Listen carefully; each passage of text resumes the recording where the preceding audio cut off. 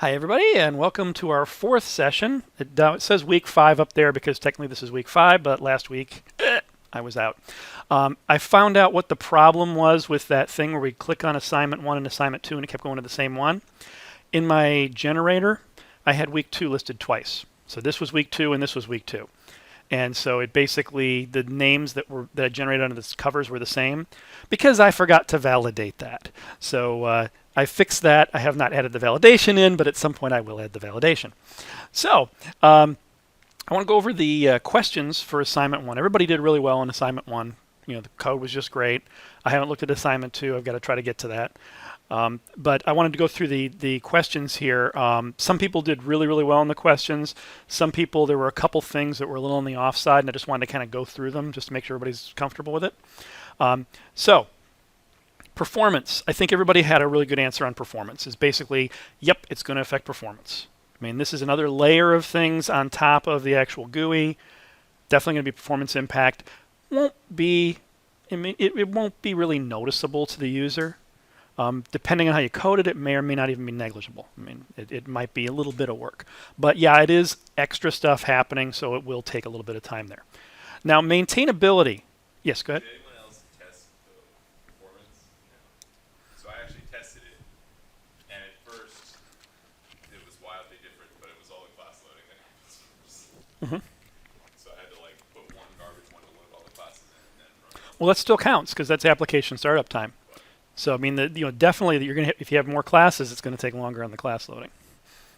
So that's, and with Java, the way that it loads its classes, it doesn't load everything up front. It loads things anytime there's what's considered to be an active use of a class, and that, if you have a member inside of a class that's like foo, if that foo hasn't been assigned anything, it won't necessarily load that foo yet, even though foo is referenced as a member. It's just a pointer is all it is at that point. But once you say the new foo, it says, oh, now I need foo, it's going to load it on up. There are a couple other things that affect that, like if you call any static methods, if you do a class.forName, things like that, those are all active uses. So maintainability, I wanted to break this down into 2 pieces, maintaining the builder and maintaining the code that you write the actual GUI in.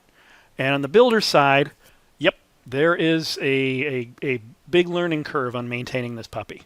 And that's probably the thing that's a little heinous about this, is that you have all this extra mechanics going on to actually create your user interface. On the flip side, on the user interface side, the big things there, let's see. That's assignment 3. It's not what I wanted to look at. Let me open this guy up. That's assignment. Did I have the assignment? I can't remember if I had an assignment 1 sample or not. Well, I'll just bring up the assignment 2 text to start with because it'll give a similar idea. So if we take a look at these 2 pieces of code here, this is what somebody wrote for the very direct, straightforward way to do it, and this is what they wrote for the user interface in the DSL. And what I think about these, this works. The thing is that you really can't visualize what the GUI looks like when you're looking at it. And I think that's a big negative. If you structure it a little differently, you can start to get some visualization on it.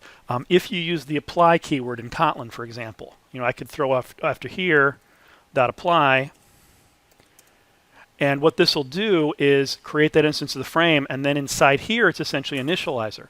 Very, very similar to what we were doing here, where we pass in that initializer, except instead of having the syntax be a little bit more reduced, we have this constructor.apply. So then inside here, we do our initialization. So I could have actually put all of this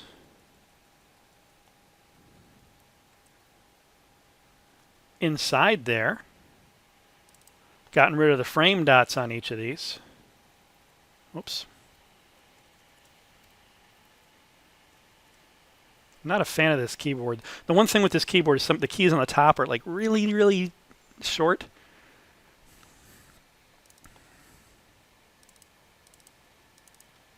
Something kind of like that. And then once we get to our border layout stuff here, this is actually setting that layout. But when we get inside adding these guys, I could have said add new J button dot apply and put the stuff that's inside him. If I had a nested panel like here, I could say add new jpanel dot apply, and I would start to see that nesting just by structure in the language itself. So in Java, you wouldn't get that effect. But what you could also do in Java is use some non-standard indentation. So if I undid all that and just started indenting things a little bit here, kind of like that, I can start to kind of artificially see the structure. Yeah, I know, it's gross. It's a lot nicer when you have the curly braces to kind of enforce that structure, but you can start using a little bit of non-standard indentation to kind of help. So still, it's a big blob, and that's something I don't like so much. This, there's some reduction in code, not a huge reduction. There's a little bit of reduction here, but a lot less text on there, and the indentation is forced. You know, it really makes it a lot more obvious what is my GUI going to look like. So when you go to have to edit this, you should be able to find what you have to edit a little bit easier. Assuming that the builder stays consistent, right? If you decide to change your builder, that's going to have a huge impact on all of these. You're going to have to go and change every instance of this guy. Versus if you had this blob up here, there's no builder, so everybody can write their code their own way. Okay, make sense? Okay, so that's that guy. And we'll come back over here. I am recording, right? Good. There, I'll find it eventually here. So, describe a case where the GUI would be ambiguous. Most people got this just fine. The biggest problem you can have with that end call is if you had like a nested border layout. You know, maybe you could be inside of a north. Let me go over to here. So if we had something like a border with a north, and then inside there some component. Actually, let's make that a layout.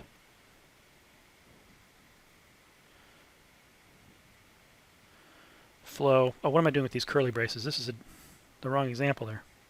So I had the border north and then a flow, and inside there a button, and then an end. So the end is going to break up that flow.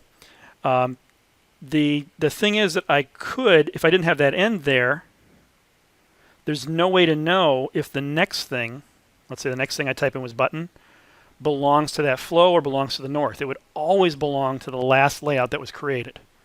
Not a good situation, right? Okay. Now using that same example, we can also talk about, could you implement this with progressive interfaces? And the answer here is no, not the way it's implemented. A couple people got this very right and had really good detailed explanations on it. I don't need huge explanations. I thought the explanations that some of you gave were just excellent on this. And the reason here is if you think of that progressive interface as a state machine. So it's a state machine for where am I in my GUI build process. That means that every return type has to tell you which state to go to.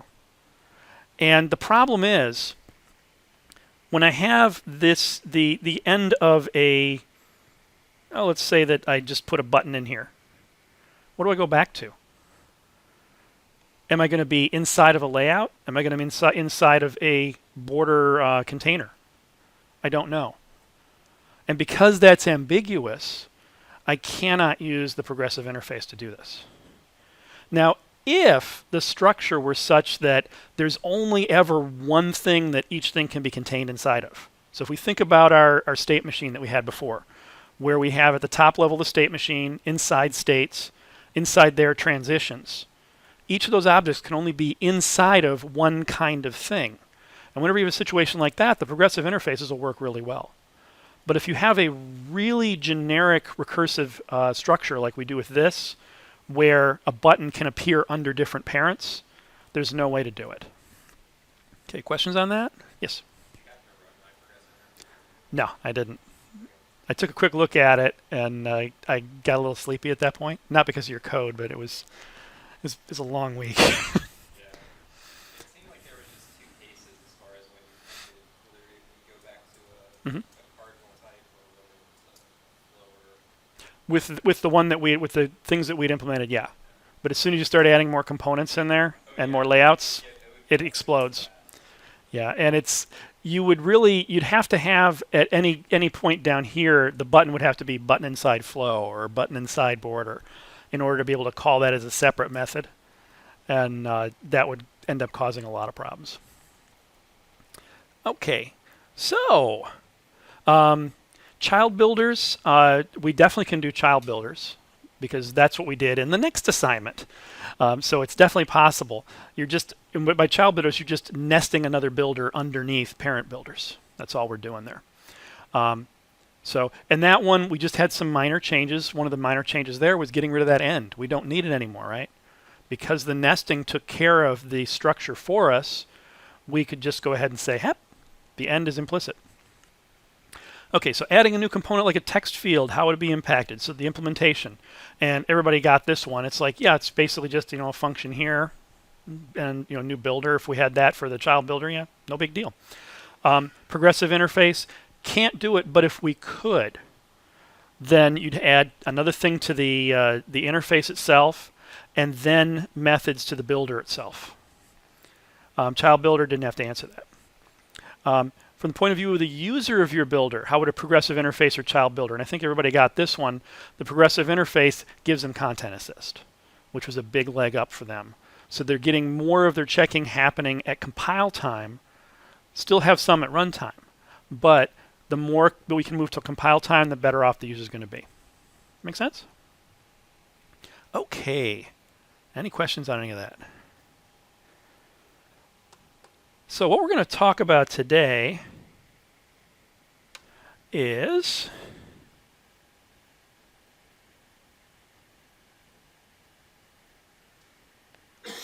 interpreter. Well, that word looks a lot longer than I thought it was for some reason. Maybe because I just wrote the letters in all caps. I'm going to talk a little bit about the interpreter pattern from the Gang of Four and basically what the idea of an interpreter is versus a compiler. So let's start there. It'd be nice if they had a button that just said clear all, We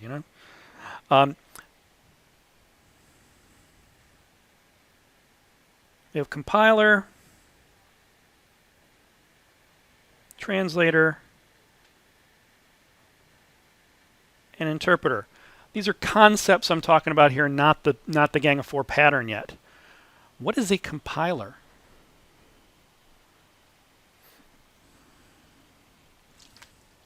Well, let's start with translator. What's a translator? Any ideas? Takes it from one language to another without changing its meaning. Yep. So taking something from one language to another and keeping the semantics. So keeping the meaning. Okay. Was that what you're going to say, or? I was going to go down the parser. You can go down to the implementations of them, but just more from a conceptual point of view. We're just going to take a language, something written in one language, convert it into some other language. Now that conversion can be to a language that's kind of a peer level language. So maybe a Kotlin to Java type situation, or a C++ to C#. Not exactly sure how easy that is. Things like that, you can have them on a peer level, or you can take them to different levels, something that's a little closer down to the metal. What's a compiler?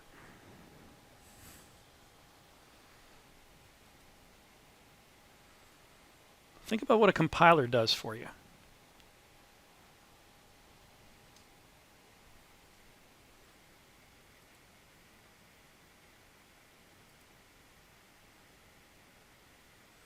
So first of all, a compiler is a type of translator. We're converting from one language form to another language form, right? But the definition of a compiler typically takes into account, I want to go from some language all the way down to the machine level. So I'm going to take that meaning from the language and generate machine code from it. So we're going to translate to machine code. Now for an interpreter. Do you know what an interpreter is?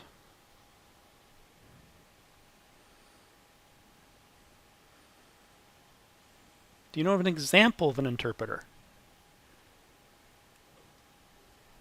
Something that runs Python or Perl or something like that. So Python, Perl, those are two languages that are typically.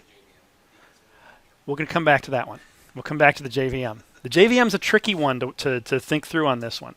But basically what it is, it's something that loads in something to run and runs it by using a program. So it's a program that runs a program. That's the easiest way to think about it.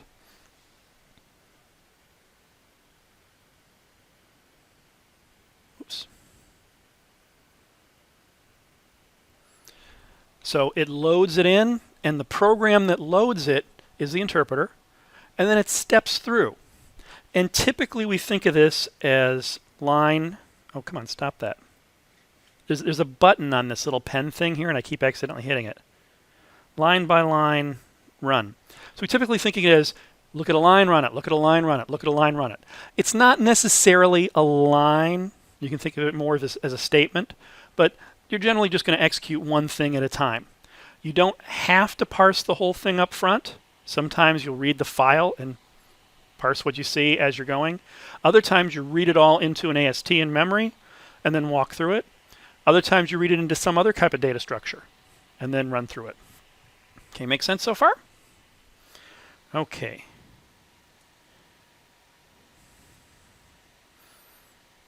There's got to be a better way. Almost be faster just to create a new page. Let's think about a compiler first here. Let's say we're going to take C and want to compile it down to machine code. So we have C up there, and we have, let's say, x86 machine code that we actually want to run this thing on. We run it through our compiler, and he does several things during that compile. Break it down a little bit here.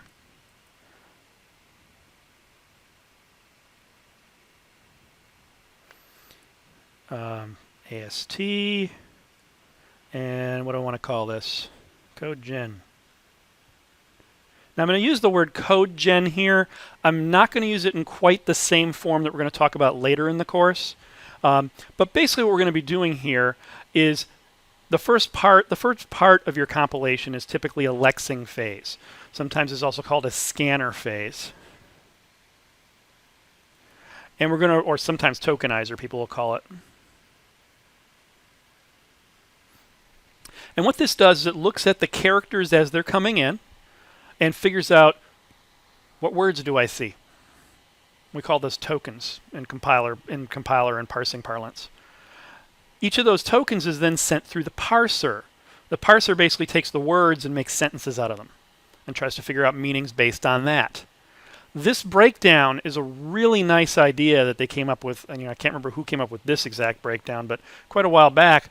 Just that separation saves you a ton of work. You can throw away stuff like spaces and comments and not have to worry about, oh, in between every possible thing, there could be a space, or in between every possible word, there could be a comment, or annotations, or some other thing that I want to throw out at compile time. So letters to words, throwing out anything we don't care about. Words to sentences, figuring out the meaning. We take that and we build our abstract syntax tree out of it. Think about an AST for a second. If I said x plus 4, how do you think I'm going to represent that in a tree form? You would typically start off with your plus, your operation, as your root. Mm-hmm. And you would have a left and a right child with x and 4. Yep. So something kind of like that. And with that particular expression, there's really pretty much one way to represent it, right? If you had x plus 4 as your tree, that's pretty much the only way you can write that. Now I could, of course, have had a plus x plus 4 in front of it, and that unary plus operator just goes away. I never liked that unary plus operator, but some people really want to be precise and say it's positive, and I'll fault them for that, but it's something I'll put in just to make them happy. Let's say we added in a times y on the end of that. How do we think this is going to look now?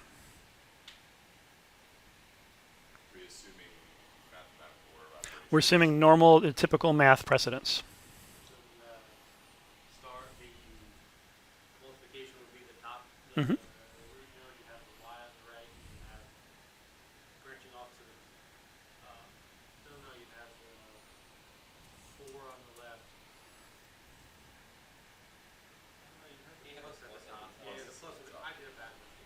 Okay.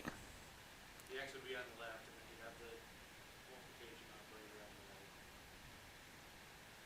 And then you branch off there with forward and Y. Yep, just like that. So that's how that might look there. Now, what if I wrote that? Doesn't change anything, right? And as a matter of fact, for that x plus 4, I could have put as many parentheses around it as well, and it wouldn't have affected anything, right? So now I'm getting the same tree structure, but having the syntax be a little bit different coming in. Make sense? What if I wrote x plus 2 plus 2 times y, like that? Depending on the compiler might optimize away that 2 plus 2, right? And then I end up getting the exact same thing again. So I could potentially have tons of different ways of representing this in my code, generating the exact same abstract syntax tree. And that's huge, because now I've narrowed down this huge infinite scope of things to a much smaller infinite scope of things, right? If that makes any sense at all. But the forms that I'm narrowing it down to are something that I can more reasonably work on. Once I have that abstract syntax tree, I want to start generating some code from that. So I walk through that tree. You might use a visitor pattern. You might use some other way to walk through the tree. And at each node, I figure out, well, that's a plus. What am I going to need to do? Well, I'm going to need to generate the code for all of his operands. That's a recursive function there, right? I'm recursively generating it. And once I've generated that code, that's going to be setting up things to put in registers, things to put in memory locations. And then I'm going to load in the operand values and perform the multiplication, or perform the addition or multiplication against them, depending on whatever's there. Make some sense? So I'm going to recursively generate assembly code out of this. Kind of gross. Okay. Now what happens if I come along here and I want to compile C++? I got to go through all that crap again, right? The parser and the scanner are going to be different for C++. There's some fields that are similar between them. There's some commonality.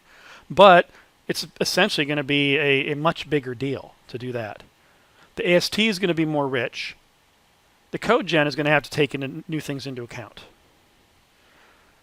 What if I added in, let's say Fortran? Ugh. I was going to say Pascal, but Pascal is going to be very similar to Java that we'll talk about in a little bit.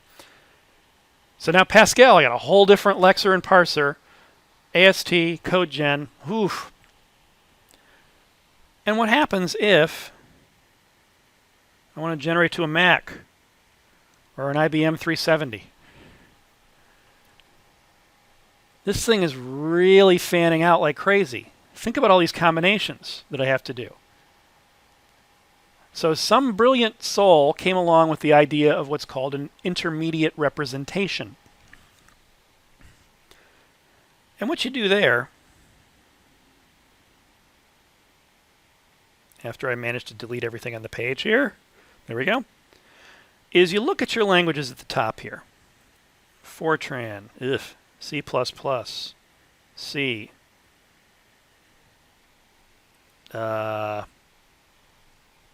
Why am I blanking on another language that you compile? Sorry, Ada, thank you. Wow. There's going back for the old stuff. I'm really hoping nobody codes in Ada anymore. It's wow. It is a neat language, but it's a bear to work with. But I mean, it's one of those ones that if you get it to compile, the chances of it running are really good. That's what I found I took an Ada class at Michigan back in the 80s, and this was like right on the cusp when Ada was first coming out. And if you're not familiar with the story of Ada, basically the DoD decided that programmers would be more efficient if everybody used the exact same language for every possible task that they had them do. Therefore, programmers are plug compatible, which that's BS. It just doesn't work. And we're bright people. We can learn new languages. So let us learn new languages. I almost got roped into Ada when I was working at IBM. Unfortunately, Ada didn't have any type of database connectivity early on. So I had to do my code in assembly on a 370 mainframe. And then PL1 on the mainframe. I actually love PL1. I should have written PL1. Why did I write that up there? But anyway, with Ada, it was a real bear that you're doing a DoD project to do anything other than Ada. You had to go through this waiver process, and we got waivers for PL1 in assembly because of the database access issue. But when I took it at Michigan, we did this one elevator simulation programming with multiple threads. Once I got it to compile, the damn thing worked perfectly the first time. And it's basically, you have to do desk checking like crazy on it is the thing. So it's like, I'd rather just test it into submission. That DoD thing is why still people are still doing it. It might be is it from old projects or the requirement on new projects? I don't think they're new. They're just ones that have been around for a long time. So there's an existing code base, yeah. That's a lot of that stuff. It's just there, it's been there for 25 years, been there for 30 years. It's like COBOL. Still works. COBOL! I should have written COBOL up there. I put Fortran. Why didn't I write COBOL? So what we do instead here is we take each of these guys and generate an intermediate representation from it. Now that can be a common AST or it could be some other form. So maybe you come up with a dummy assembly code that you make everything go to, or maybe you have tree that you say, okay, there's common concepts in all these languages. Let me just build them into the same kind of tree at that level. So they each are going to have their own scan and parse because those are going to be very different. C and C++ might share some components in the scanning and the parsing, but chances are good that you're going to have a very different set of scanners and parsers for all these. Once you're to that intermediate representation, you can then fan out.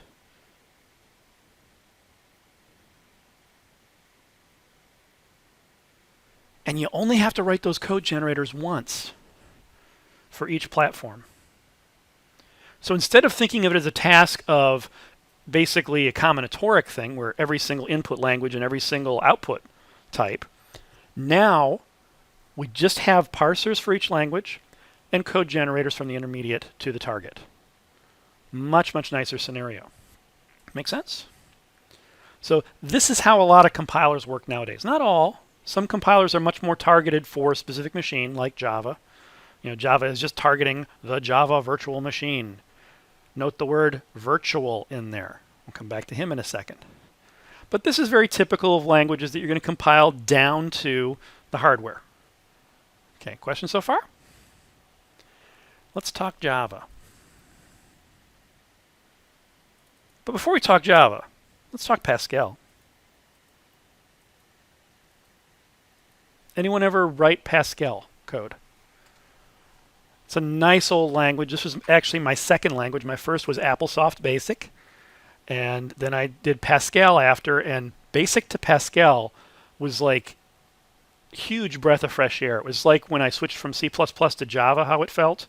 And now how when I'm switching from Java to Kotlin, how it feels. It's neat. So as I'm doing Kotlin here, I'm remembering what it was like to go from C++ to Java. I mean, it was a huge, just like, oh, this is so much nicer. Pascal was written by, what was his name? Nicholas Wirth. And he wanted to have a little language to try to help teach people how to program. And be an example for here's what we might want to do for more modern type languages. He, of course, was a typical lazy programmer, right? We don't want to repeat ourselves as much as possible. So in his mind, what he came up with was this idea of, there's all these different machines out there. Different types of mainframes, different types of personal computers. Well, not too many of them. There was like the Trash 80 and the Apple II and IBM PC at that point. And what he wanted to do was try to set this up so that he didn't have to keep rewriting and learning all these different assembly codes. So instead of learning any of them, he invented his own.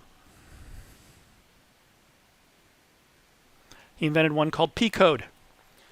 And P-code was the assembly language, or actually the bytecode language, for the P machine, which was an imaginary machine that he came up with, which was the ideal place to run Pascal programs. And so what he did was he wrote a Pascal compiler once that generated P-code for his P machine. But there's a bit of a problem here. P machines didn't exist. And he never intended for them to exist.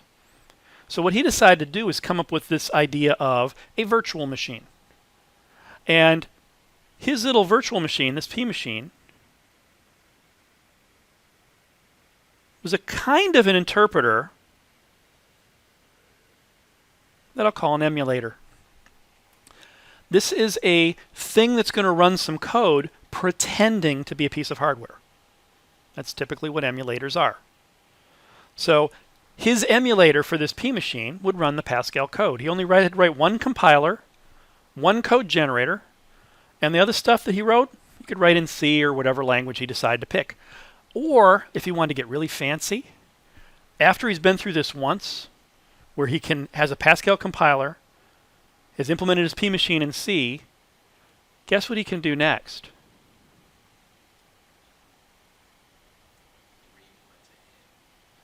He can re-implement the P machine in Pascal.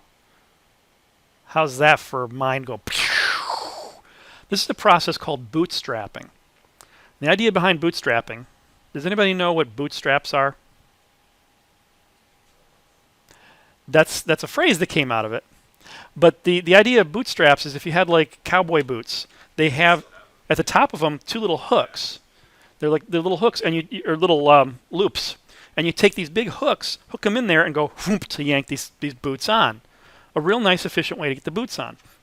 The phrase pulling oneself up by one's own bootstraps, I expanded that a little bit there, but that phrase came about as an idea of, hey, I can make myself fly off the ground if I just keep pulling. It's like, no, it's ridiculous. But it gives you the idea of you're trying to do something with something that already exists. That's typically what the phrase means, is that you're trying to do something that's a little on the ridiculous side, kind of recursively. So what we're doing here is once we have this implemented once, we could create a Pascal compiler written in Pascal and a Pascal interpreter written in Pascal, which of course means that you need an outer interpreter to run the inner interpreter, so that part probably not that hot. But typically compiler writers will do this just to make sure, or it's a good test run. Compiling the compiler in itself gives them a nice test of the system. Unfortunately, if anything goes wrong along the way, it can be very, very painful. But if you ever hear the term bootstrapping, it refers to writing the compiler for the language in itself. Kind of a weird concept. Make sense so far? So this P machine was a fantastic idea. It made his life a lot easier, and he could then have this run on any different platform, and people could learn Pascal pretty easily. Okay, and it was a decent little language to start with.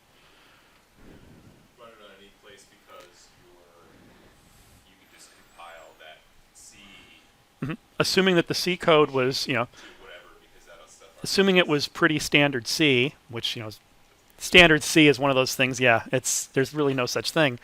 No matter how many times the NC tries, everybody's got their own little wrinkles.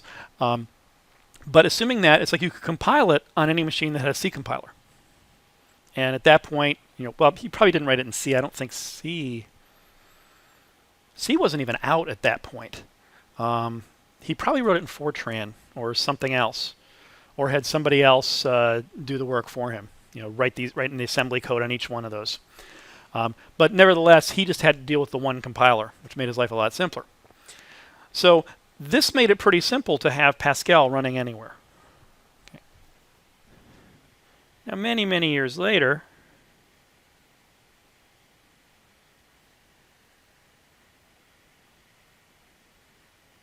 we have the Java virtual machine, which takes the same position as the P machine. And we have bytecode, which is the same as P code. Bytecode is the machine language for running on the Java virtual machine, which doesn't exist. In this case, it's a little bit more obvious. It's a virtual machine. It says so right inside its name. And we have the Java compiler that will compile your .java code into your bytecode to run on that Java virtual machine. Sun followed the exact same pattern as Pascal. And this was an early adoption strategy. there were a couple things that they were looking at. They first of all wanted to have Java be the language that you run stuff in browsers. That was their first initial goal, was to have applets, which, yeah, I have a flaming logo on my website, woo, or little games. I mean, it's the thing where it's really done okay is games. I mean, there were some nice little Java games that they did on there. Of course, there's lots of security concerns with it, and people have pretty much abandoned using Java on servers for the most part. But that was their original idea, and they're thinking, well, the easiest way to make that happen is just to build in basically a Java computer into every browser. And this looked like a good strategy for them. At one point, well, right around when Java came out, I was working at a compiler company in Santa Cruz, California, Metaware. They did a C++ compiler, and I was their representative to the ANSI C++ committee for C++ 98. This company was working with Sun on something called, what was the name of it? Pico Java. And the idea behind Pico Java is this was an actual hardware card that was a Java machine. You could plug it into your computer, and it would run Java bytecode natively. It needed a little bit of, there were a couple extra little things that they added in, like direct memory addressing. And what we did, working with Sun, was that they wanted to have some way to get Java up and running as fast as possible, because they didn't expect everybody to go in and just write tons of Java code right from the start. So what we came up with was we took our C++ compiler, which went down to an intermediate representation, and I wrote a back end on that to generate Pico Java. Neat project. I mean, I learned a lot more about Java bytecode than I ever cared to know, and all the addressing schemes and things like that. And what happens here is this would give us the ability to take existing code and port it to Java directly using this. Now, we had to take advantage of the direct memory access, which normally the Java virtual machine doesn't have. So Sun added those bytecodes to allow this type of thing to happen. And at the very first Java 1, I was sitting at a booth where it said C++ to Java, and everybody was stopping by saying, why are you here? Why is the C++ company at Java 1? And we were telling them, we're trying to be part of the bootstrap for Java here by taking C++ and converting to Java before people had the chance to write all this Java code. And then that way, if this happened, we could be able to run those Pico Java cards on any computer. That was the theory. This thing fizzled out after about a year. Didn't really go anywhere. But it was a neat idea. It's like a plug-in add-in card, like. Yep. Plug-in. I'm sure it wasn't PCIe, but like that kind of. It was that type of thing, right? It was I can't remember what the hell they called this. A Tappy or something. There was something earlier than that. I can't remember what they used to call the things. But there were some common types of cards you could just put, and they were about like this big. They were about the size of. ISO was one, yeah. There was something like that. The AGP slot. Yeah. That's one. There was something older than that. That was a graphics, yep. But there were other cards, but similar types of thing where you'd have just kind of a general slot you could plug crap into the motherboard. And so basically you'd have a Java computer running in whatever computer you wanted. And it was a neat idea, it just didn't take off.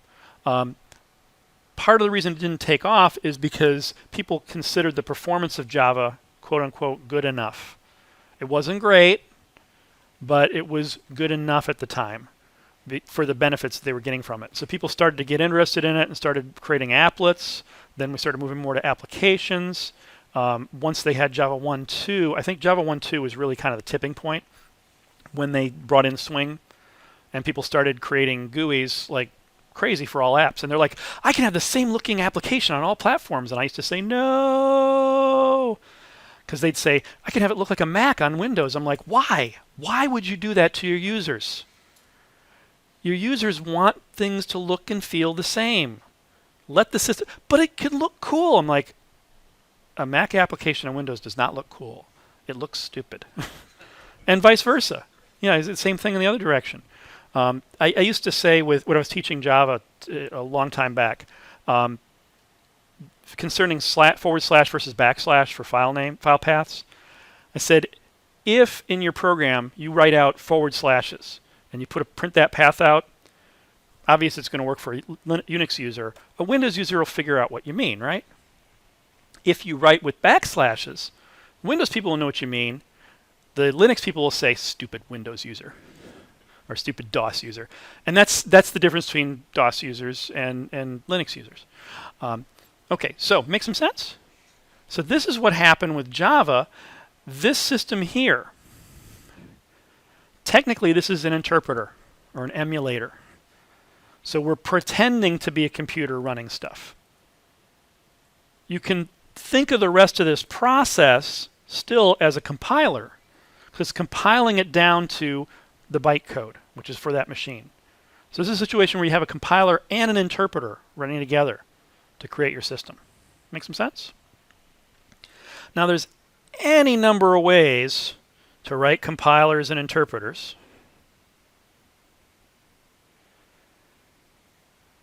In the Gang of Four patterns book, they have a pattern called interpreter. And I really hate the way they talk about this pattern in the book, because they talk about it from strictly a here's what the code looks like for the interpreter itself, not how do you load things into the interpreter. They don't talk about that whatsoever. They basically kind of wave their hands at it saying magic happens here. That's where you have to get into your parsing and your scanning to load things in, create the interpreter objects, and then run the interpreter. So by itself, when you look at this in the Gang of Four book, you're like, that's completely useless. Why would I ever do that? So that's how we're going to start.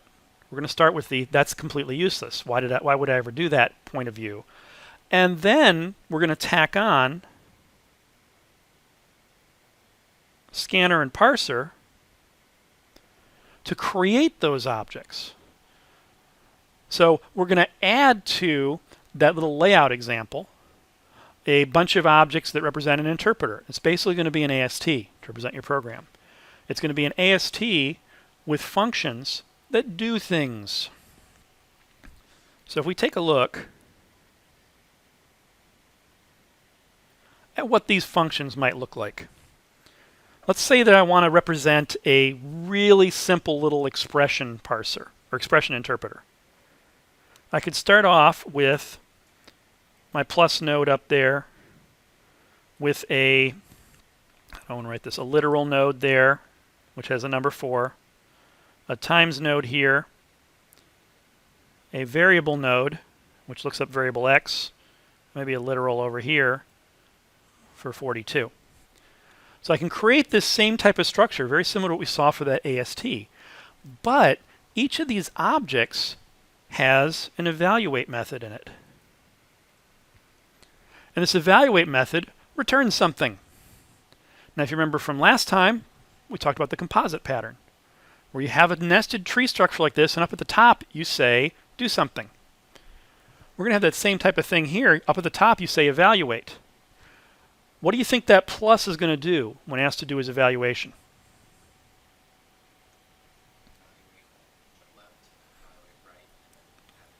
So evaluate his left-hand side, evaluate his right-hand side, get those results, add them, and then return that result. Make sense? And this becomes recursive. When I go down to that times, his evaluate's going to do the same kind of thing. Evaluate my left, evaluate my right, take them, multiply them, return that, which goes up to that plus. Now, what do you think this variable guy is going to do down here? Well, let's mention the literals first. What do you think the literals do? What does their evaluate do? Just returns the value. Boom. That's it. Nice and simple. How about the variable one? What do you think he's going to have to do?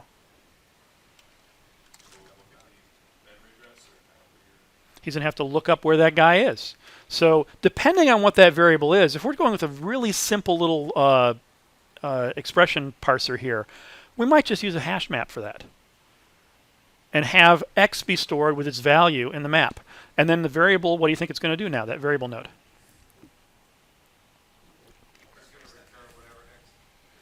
Yep, looks them up in the map, returns the value, boom. So fairly simple concepts, right? But by doing this, assuming we had some kind of an external source In this case, the external source would probably look like 4 plus x times 42, right? So that might be what my DSL looks like on the outside. I take that, I parse it, I generate this tree structure, and then when it's time, I execute it. Make sense? This is the interpreter pattern in the Gang of 4 book. A composite structure, very similar to the composite pattern, but it's specialized for interpretation. So you really have this idea of an evaluate method. Make sense? Okay. And again, the thing that was a problem when I taught this for design patterns was that you have this data structure and you're like, that's all they talk about is the data structure. They don't talk about how to get the data into there, which is we're going to be doing a lot of in this class. How do we load this stuff? Okay, questions so far? Okay, so let's create a little interpreter. And what you're going to get to do in your assignment is create a nice little interpreter, do some validation functions on your GUI that you've been doing. So let's go over to, I saw the 6 over here. I'm like, did it stop? I hope not. So that we'll come back to later. Let me create a new project. And this is going to be Gradle with Kotlin. And let's call this expressions. Yeah, I'll just say expressions.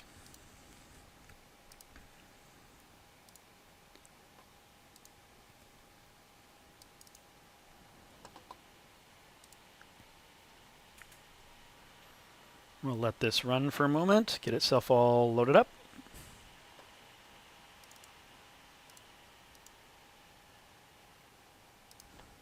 com.javadude.expressions. Woo! And I'm going to create a file here. I'm going to call it interpreter.kt. And I'm going to put my interpreter classes inside of here. The first thing I want to do is at the top level define the concept of an evaluator. So I'm going to make an interface out of him. And it's going to have a generic type, meaning what gets returned by this evaluator. And I'm going to have a fun evaluate, which just returns that object. So nice, simple little guy to start with. Let's look at our different types of expression nodes that we're going to have in there. We'll just do like the 4 common math operators there. So I'm going to say add evaluator is an evaluator. Int. So this is going to work on integers. And inside of here, he's going to have an evaluate method that's going to return an integer. Now, in order to get the data on that, I'm going to set up some values in there that are other evaluators for my left-hand side and my right-hand side. I could just call them op1, op2. It doesn't really matter. So I'm going to say inside here, val, let's just do op1. Evaluator, int, and val, op2, evaluator, int. Now let's think about this for a moment. All these guys are going to have those same 2 operators coming in, but the types might be a little different. So let's create a binary evaluator to start with that's going to have a generic type on it and have 2 evaluators coming in, op1 and op2. That way we don't have to keep redefining it over and over again. Well, it's not really going to save us much because we're still going to need these guys in the constructor here, right? And then it's going to need to pass them to the superclass. So, I'm going to keep it like it is. It's not going to buy me a whole lot. So in my evaluate here, what do you think that's going to look like? Return op1 evaluate plus return op2 evaluate.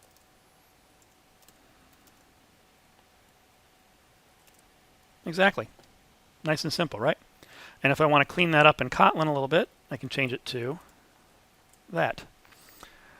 And so now I have this really nice way of representing how an add happens. I'm going to create this by passing in the operands. This will allow me to have a nice tree structure in my code.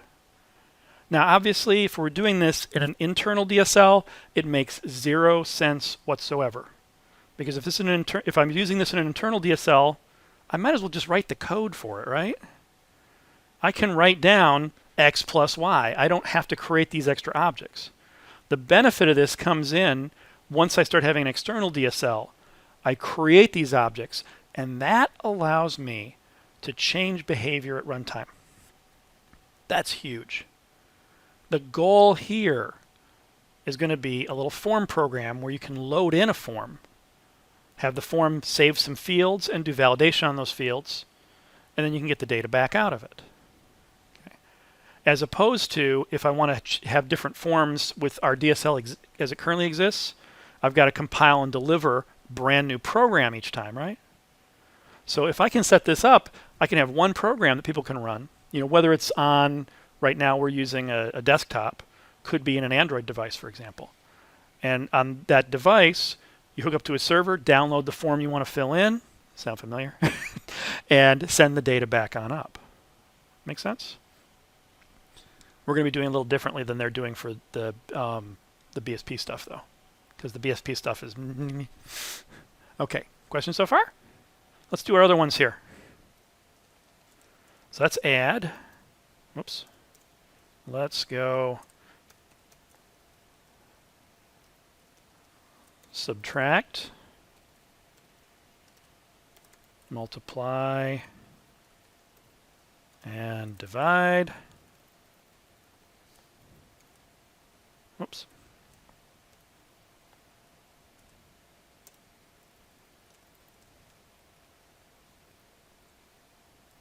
Just trying to clean things up a little bit here. Come on. There we go. Okay. And then these guys just get to change very, very slightly. Kind of like that. So far, so good, huh? So let's create a little test application to try this guy out.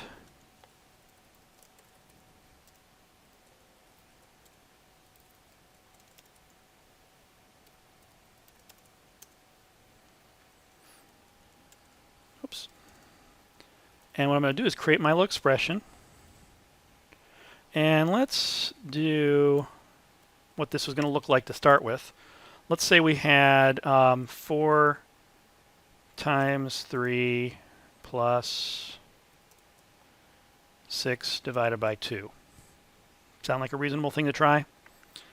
So our expression, what's going to be our top level node? Our plus, right? So I'm going to say add evaluator. And then inside there, what are my subnodes going to be? So we have a multiply evaluator. And under the multiply, what are we going to have inside there? Oh, we're missing something, aren't we? So we'll have some constants. We can say constant, literal, whatever we want to call it. I'm going to call it literal. Just because that typically tends to be more when people are doing compilers, they tend to use the word literal for an actual number you see. Constant is typically a memory address that holds a specific value, although the compiler can optimize that away. So inside here, oops, he only gets 1, right? I'm just going to call it value. Oh, and he's just an int. Or he's just a literal evaluator could be generic. Actually, it could. Let's make him generic.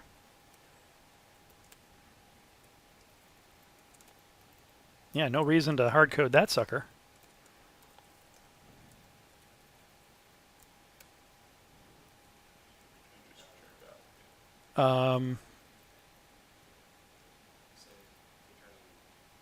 Oh.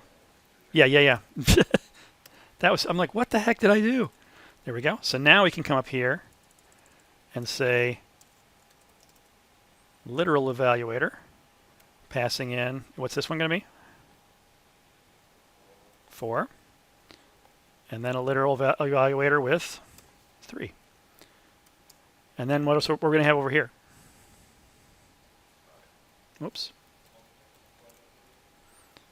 So what's the next one? Divide. So we're going to have a divide evaluator. And inside there, what do we have? With 6. And a literal evaluator with 2. I hate IntelliJ. I hate IntelliJ. I hate IntelliJ. There we go. So now we got that expression. We've essentially built up our tree. That's the build part of it. We can now say println expr dot evaluate. We're actually going to run it. That's our interpretation of the code that we built up. So if I run this now, should get what, 15? Yay, it worked. Okay, makes some sense. Now, again, if we were doing an internal DSL, this would make 0 sense whatsoever, because I could just go ahead and write that expression right there and be done with it, right? Okay. Now, if I want to add in variables, what do I have to do? If I want to add variables, I need some way to store the values. So let's create a storage place for those values. And there's a couple different ways we can approach this. We could come up with a global that keeps track of those values for us. That's nice because then you don't have to pass that array down through all your constructors. Okay. Or when we do the variable lookup, we could pass it in at the point of the lookup. I'm going to choose the global approach here. It's going to map a little closer to what you need to do for your assignment, because when we start talking about nested scopes, it gets a little trickier to keep track of. So we're going to come up here, and I'm just going to say we have a val, which is variables. These are our globals at this level. Later on, we're going to call it a scope and let these things be nested. And this is going to be a mutable map of string to int.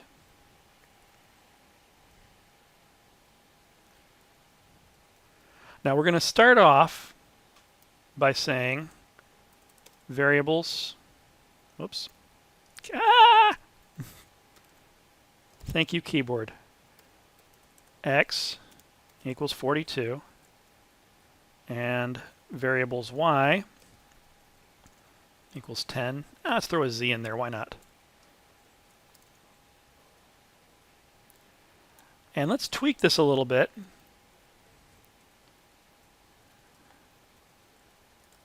going to keep the same structure. I'm just going to comment out the previous one. And let's make this be x times y plus z divided by 2. That'll be good. And what we're going to do is, instead of literals here, we're going to make a variable evaluator.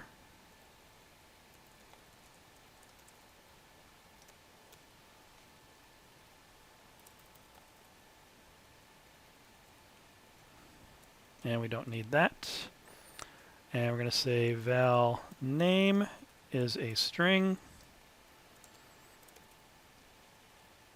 And evaluate is going to be variables sub name. Couldn't you make this return evaluator a We could if floating points as a we stored other types of things inside there. Right now we have the array is just saying it's string to int. But yeah, we could have just any type of object in there. The thing there is then you have to deal with type checking and type conversions. I want to avoid those for now. So our evaluate here. Now the problem I'm having right now is that variables might return null if it's not found, right? So one thing I actually want to do is change this to say you can stick a null in there explicitly if you really wanted to. And when this comes back, I have a choice here. I can either say the variable's not found, or I can put in a default value. So what I'm going to do for this little language is say throw Let's say a legal argument exception. Variable $name not found. And then at runtime, it'll tell me if it's not there. So let's change these guys here to be variable evaluator. And this is going to be X. That one's going to be Y.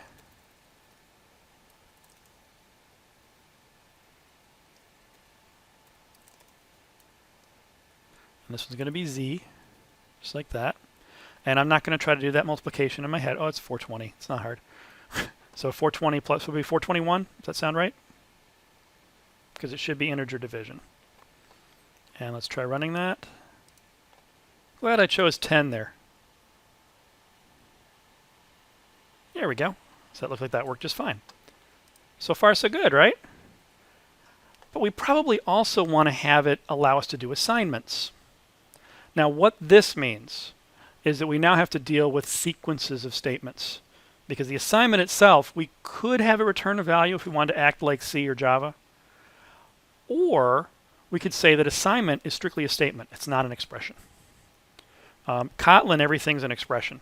But in Java, you have everything's an expression as well. Some languages say assignment is just a statement, end of story. So to do that, we're going to need to have a sequence of statements. Assignments followed by the last expression is going to be our return value. Does that make sense? So let's create an assignment evaluator.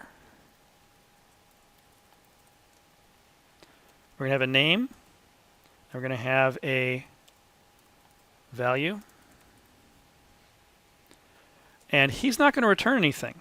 He's just going to say I'm an evaluator for unit.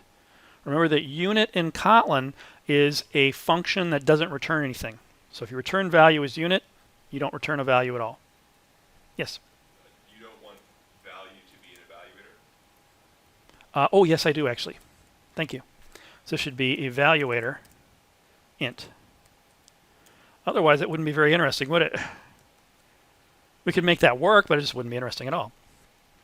So here we're going to say variable's name equals value dot evaluate.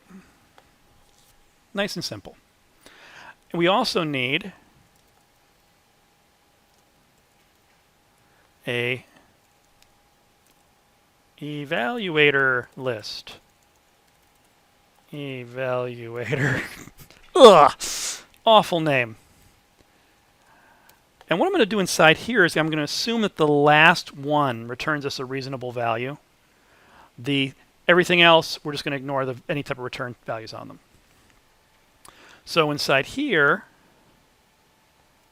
we're going to have t represent that last value that's coming back to us. We're going to need that so we can cast.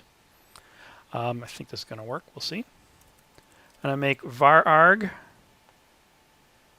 evaluators. Type evaluator out any. I think out is the way I want to go on that. And this is going to return evaluator t. Is it going to be out or is it going to be in? So I want it to actually be any subtype of any, so it's going to be in. Don't worry about that. This is kind of similar to saying I can pass in any type of subtype of any. Any is the top level object in Kotlin. It's kind of like object.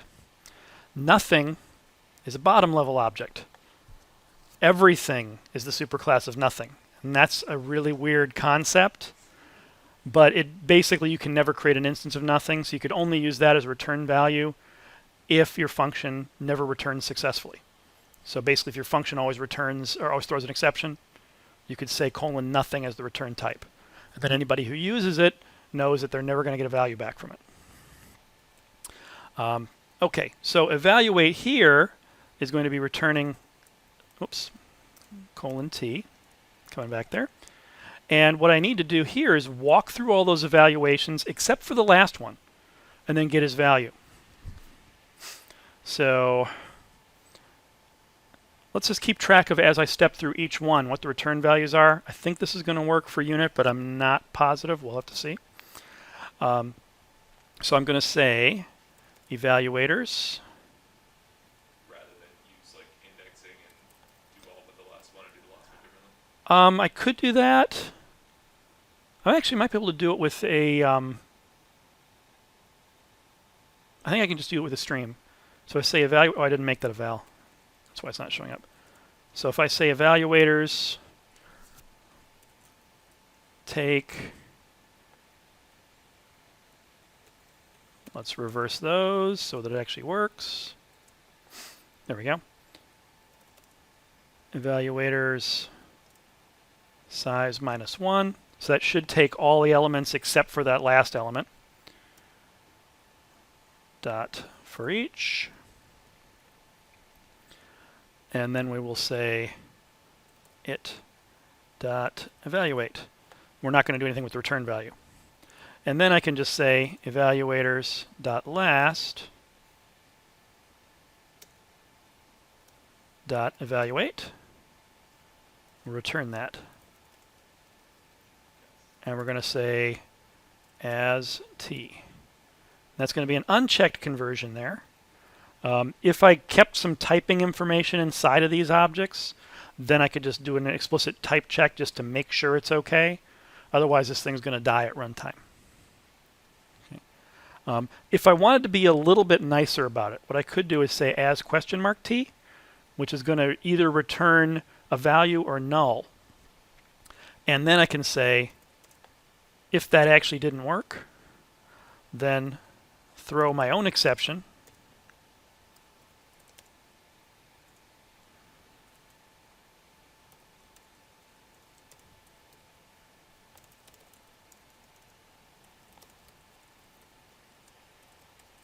Something like that.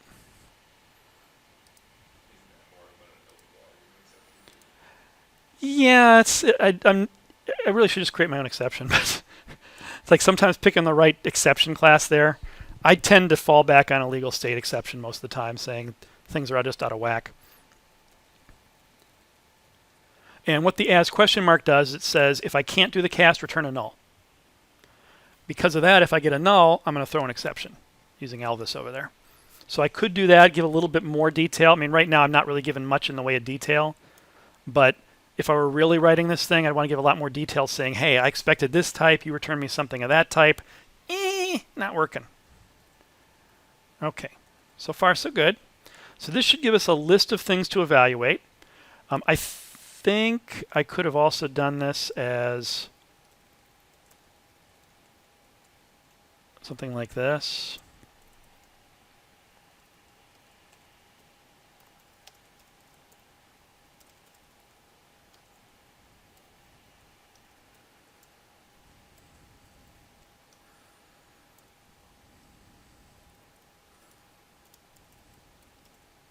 I think that'll work.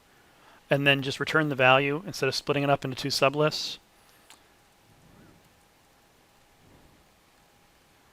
Okay, so now what I can do is let's set this up so we do our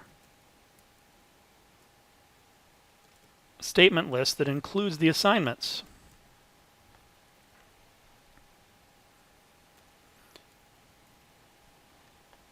So it's evaluator, list evaluator. Oof.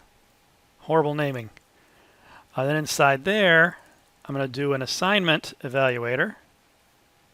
Was assigned variable? What did I call it? Variable assignment evaluator. Yeah, okay. There he is. I'm going to pass in x, and then literal. I called it 42 before, right? And what is he not liking here? Oh, because this other stuff is still hanging out here.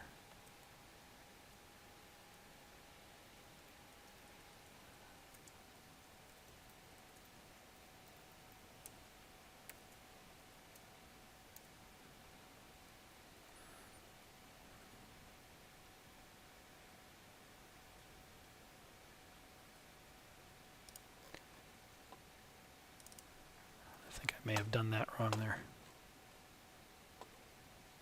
Oh, you know, actually what I want to do there is just say, don't care.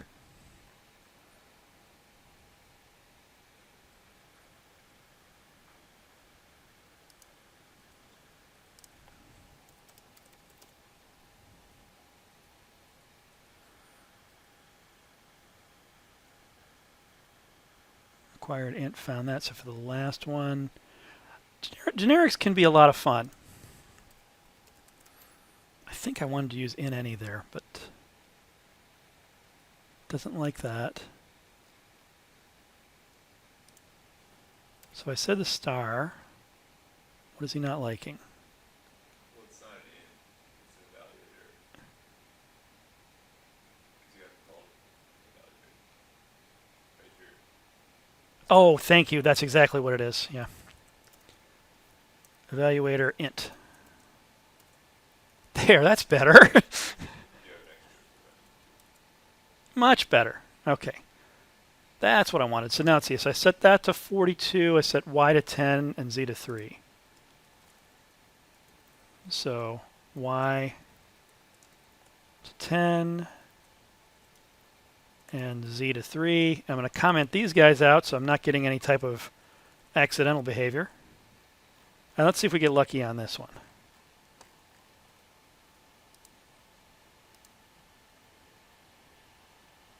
Boom, 421. I like it when things work.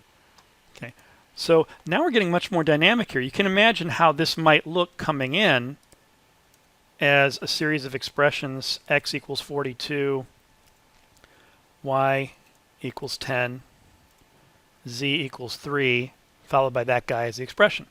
So if that were an external file and I parsed it in and created these objects, I could actually have it execute this for me. Make sense? Okay. So we've covered some basic expressions, basic assignment here. Let's try a loop type construct. Now what do you think a loop is going to have to do?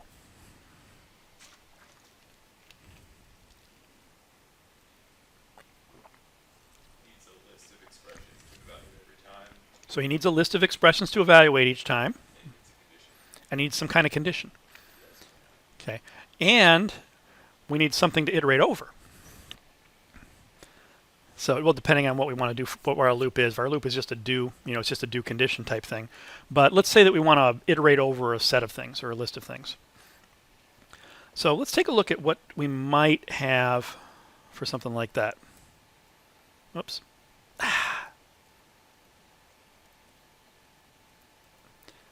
Have I mentioned in the past 20 minutes that I hate IntelliJ? So let's say this is a for each evaluator. You're going to be implementing something called an any evaluator in yours, which is going to say, I've got a list of stuff, and if this condition is true for anything in this list, then I return true. If it's false for everything, I return false. Make sense? That's going to be one of the things that you implement. That's the most complex part of the assignment. This one, we're going to walk through a list of stuff. So we're going to need a list of things. So it's going to be an evaluator that takes in a list. So let's say we have item type here as one of the types. This is going to be our list. That's going to be what we walk through. Whoops, item. We're going to need a list of evaluators to walk through. So let me grab this guy again.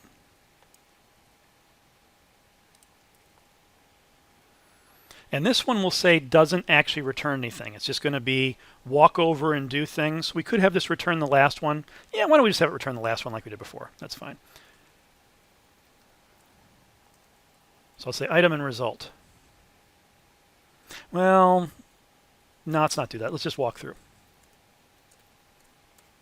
I'll make up my mind sooner or later. Okay, what else do we need?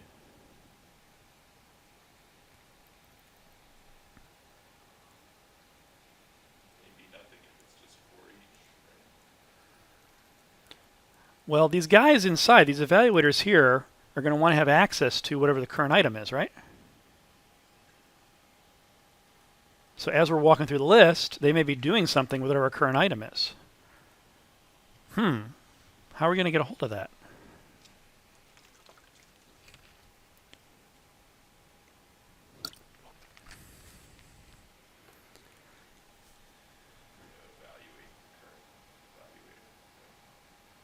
Well, we're going to evaluate that list evaluator to say, here's the list of things I want to walk through, right? Then we're going to cycle through each one of those items. What do we do with each one of those items?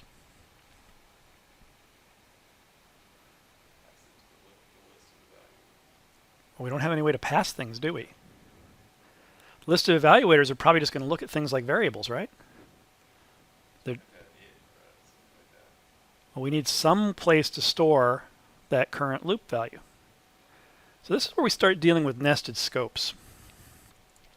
So if we take a look in a typical program structure, we might have a, oops, I'm on erase here. We might have some kind of function, and inside there, we have some variables.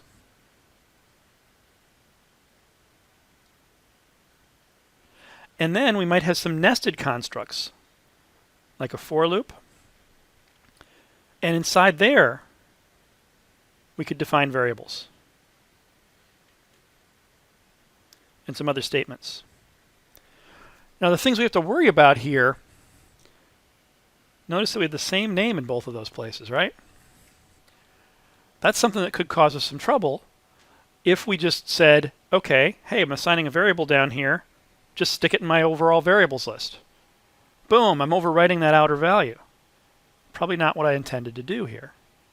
I really intended this guy down here to be a brand new variable. Just happens to have the same name as the guy on the outside. He's shadowing that name so you can't see the guy on the outside. So what we need to do is set it up so that we have a variables list or a variables map for each scope that we're in. We start off with one at this level, where X and Y get put into it. And then once we enter this loop inside here, we're going to create a new table that puts in X and Z. So far, so good, right? With a little wrinkle. What if somebody in here references Y? What do we do?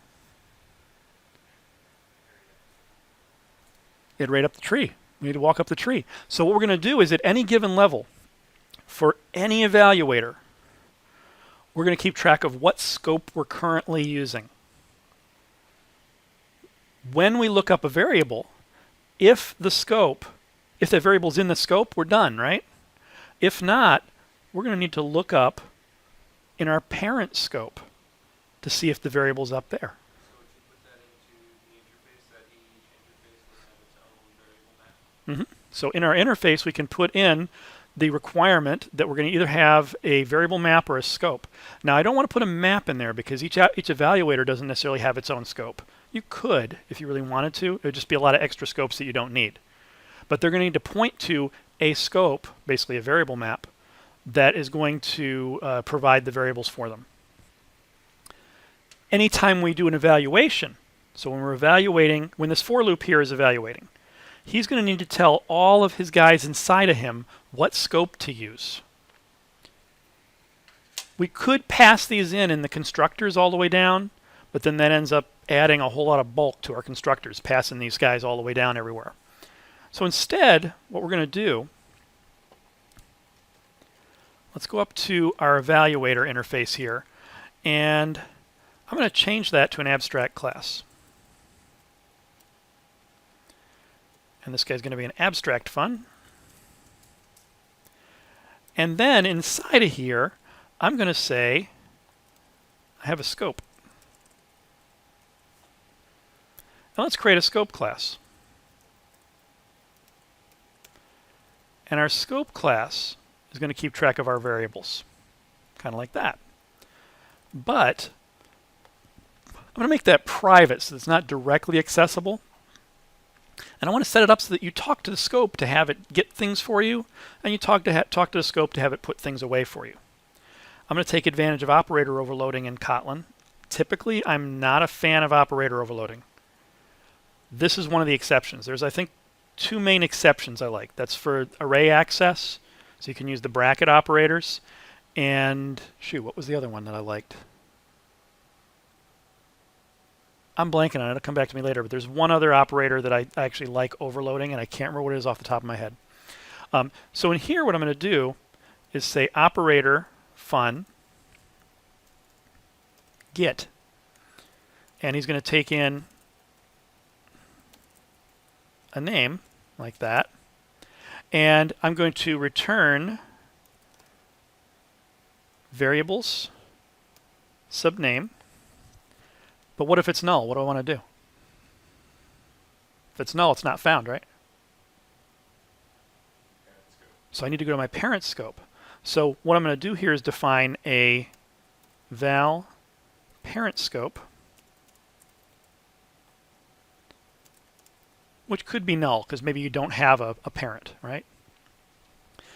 So this get, I'm going to return variable's name if it's not null. If it is null, oh, this is actually return a int.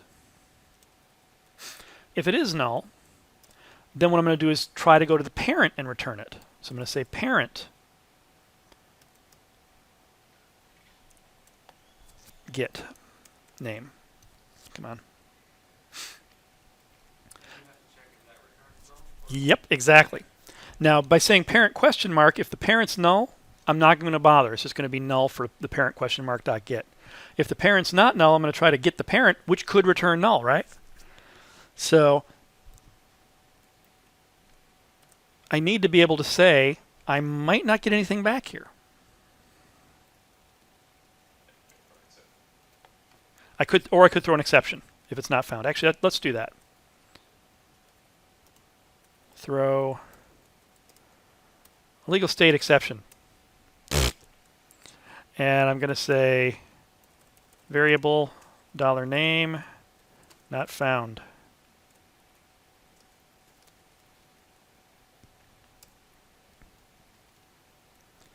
How does it like that?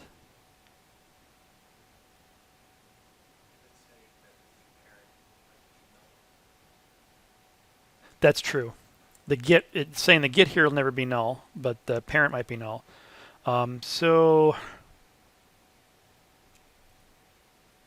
yeah, that'll be okay. So if the parent's non-null and the get's non-null, return it. But if the get is null, then it'll throw the exception. So I can always say that I'm returning a non-null. So that looks good. So this is going to allow me to say scope bracket name to get that value.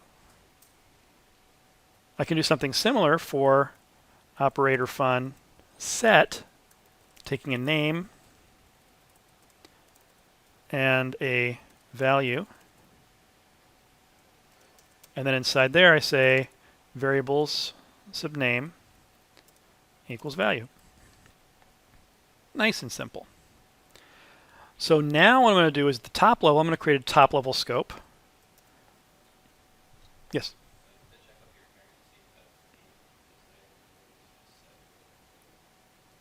No, because actually you can hide it. So like in this little example I had over here, where I'm redefining x here, I'm saying it's perfectly fine in my child scope to say I have x. I'm basically shadowing or hiding the outer scope one there. We're redefining it, not reassigning it. Right, exactly. So it's a brand new variable in a new scope. You can't assign to your parent scopes things. Yeah, if you have a child scope, then all the assignments happen in the child scope. At least that's the way we're defining this. Now, if we were defining a language where you were required to declare variables before you actually use them. So like down here, if I just said x equals 10, I mean, in this language that we're defining here, I'm just saying x equals 10, y equals 10, whatever. And anytime I define them, they're always going to be locked to the current scope when you do that, if you do an assignment. If, however, I had a language where you had to say var if you were defining it, then the later one down there that said x equals 10, I would say I'm doing an assignment. I want to look up where x was defined. I haven't defined one locally. Therefore, I'll go up to the higher scope and define it. So it's two different ways of looking at the problem here. But for this simple language here, it's always going to say this is a local one. He doesn't change my outer scope. So essentially, any data changes that you make inside nested scopes go poof. You can't change your parent scope values. For this language, that'll be fine. For other languages, that might not be a good idea. Okay, so we have him. Yes? So get and set are the name Yes, if you say operator and then use getter set, they have to look like this. There's actually, if you had a multi-dimensional array, the way that it works is for the number of dimensions you have to have number of values coming into the getter. For the set, it has to be that number plus 1 for the value. So if you don't say operator, then it doesn't override it. Nope. Because you could sort of make nonsensical, non-map or non-whatever things with those Mhm. method signatures. Exactly, and yeah. Make sense for whatever it is, I guess. Mhm. Yeah, it's like there was something I did. I don't know. Were you in that Kotlin session when I did the set with the multiple parameters? No, So we did I multi-dimensional. actually have them because, Yeah, I was running a set of Kotlin sessions at work. Actually, I should send the one this week. yes, the last one's tomorrow. I should send the videos around to everybody here, so if you want to. The first one, I lost the recording, so I don't have like the intro stuff, but have a lot of really good Kotlin stuff after that. And in this one, it's like I did an example of a multi-dimensional array object, so you could actually say d sub 5 comma 2, and then end it, and so it felt a lot more natural. You can do that in Kotlin; it's kind of neat. Rather than two, Bracket 2, bracket 5 type thing. So yeah, you could go either way. yeah, This is a common question, not a DSL question, but that's okay. So if I had something like name string, whoops. Let's actually try 2 values there. Then what I can do once I have one of these guys, I could say, let me find a good spot to put this.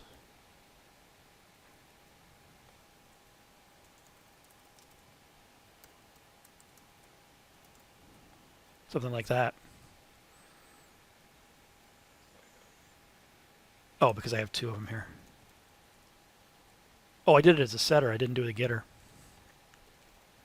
Let's do it as the getter.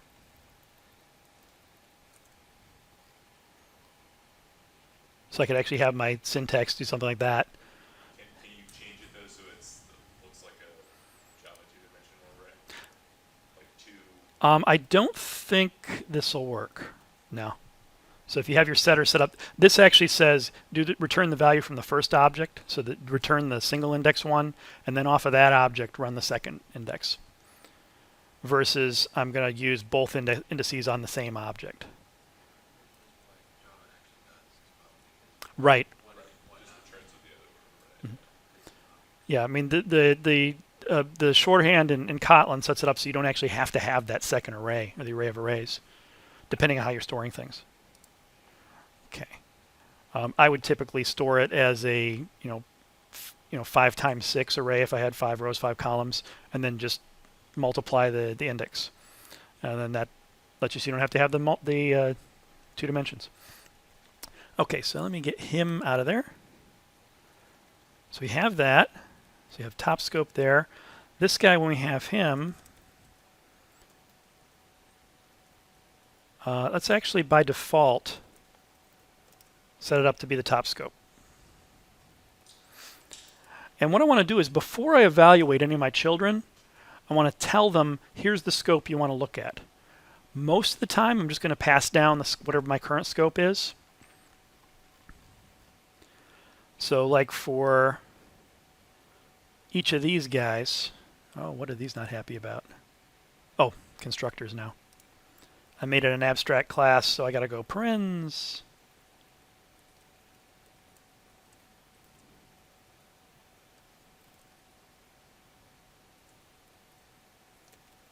Did you want to put the scope in the constructor with a default thing so that you can put it in the constructor? I didn't want to have to actually pass it down in the tree that I was creating. Okay, so far so good. And let's get this guy here. And so now we got to set this up here. So when we're evaluating this list of things, I'm just going to pass whatever my scope is to be the scope of the stuff inside me. And actually what I'm going to do is instead of saying scope here, I'm going to say, let's say containing scope. Something like that. And then what I'm going to do is at each of these points for each of these evaluators, I'm going to pass in my scope to my kids here. I'm not creating a new scope. Well, I could actually, because these could contain assignments, right? And I want the assignments to go in that scope. So let's, for this list, do that.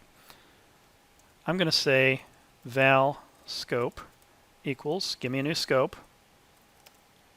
based on my containing scope as the parent. And then for each of my children, I'm going to say it.scope equals scope. Did I make that a val? I bet I made it a val. I did. You're right. Thank you. I just did that too. You'd think I'd be able to remember more than 3 seconds, huh? And so then this guy here, I need to do the same kind of thing with evaluators.last.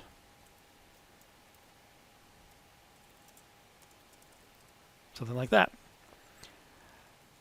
And then for these guys in here, I'm going to say value.containing scope equals my containing scope. And unfortunately, I lose my little Kotlin shorthand here. This guy doesn't actually have to, he doesn't have to set a thing up there. I'm just going to say whatever my containing scope is, subname.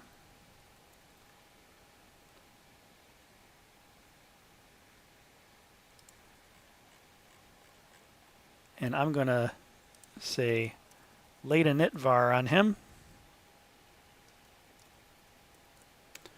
By saying late init in Kotlin, you're basically telling the compiler, I guarantee I'm going to set it before I use it. Hopefully I do that right. Yeah, but it's the type of thing, it's like if you know you're going to set something before you use it, if that's your intent, as opposed to having to do those null checks all over the place. This is really useful in things like Android, where you can't necessarily set things up in constructors. You have to wait until you get called by the platform to say, hey, it's time to do your creation.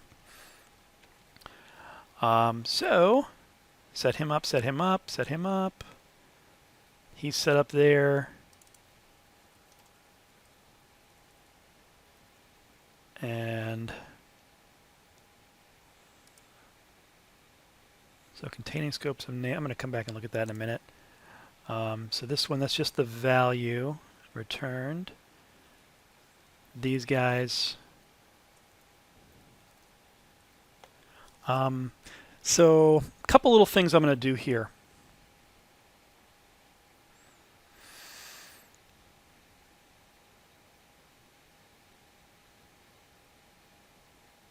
Well, let's see what this looks like first. So if I said op1.containing scope equals my containing scope, and the same for op2, and then do that. What I think I'm going to do is create a helper function here. So I'm going to say fun do binary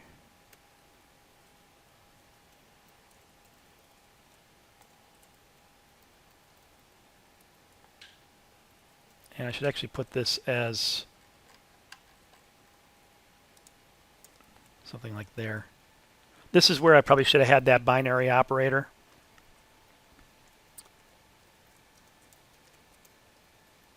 And inside here I can say op1.containing scope equals containing scope. Op2 containing scope equals that. And then let's pass in a little lambda to do something interesting. So say I have 2 integers and I'm going to return an int. And that's going to be go.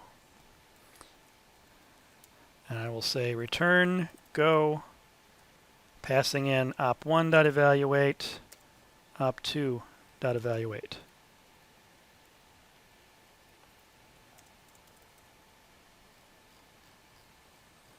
So that should be a little nicer. Let's come down here.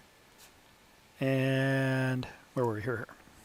So evaluate equals do binary, op1, op2, and O1, O2 is O1 plus O2. Has a method reference or something to that? I'm sorry? You can't pass like a function reference or something to the plus. I could. That's basically what I'm doing. Could I say int I'm just trying to think if you can get plus? There you go. Woo! Okay, as long as I remember what the names are for those operators. Because that's what happens underneath the covers. It takes that plus and it translates into that plus. I mean, actually for ints, it'll optimize it away, but you know. Actually, I wonder if this will be able to optimize it. But I still have the function reference that I need to do anyway. What I should do up here is make this guy be inline. And what that'll do is it'll replace this code with where I called it. That's really good if you have lambdas coming in, so you don't actually have to create that extra lambda object. I'm worried that, I'd have to test it to find out, but I'm worried by using this int : plus that it's actually going to substitute and use the actual function as opposed to letting the compiler optimize that plus for us. So I think, whoops, I would rather use this. 01, 02 is 01 plus 02.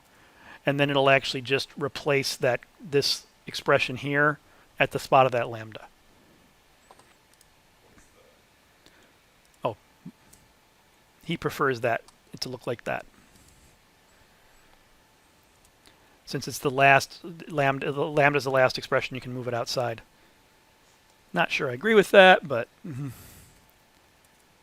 I don't really like it that much when there's parens, when there's already arguments over here. I love it when there's no other arguments, but okay, and then we'll change this one to be a times. And the nice thing about using that inline is that this doesn't really cost me anything. What is he not happy about here? Missing curly.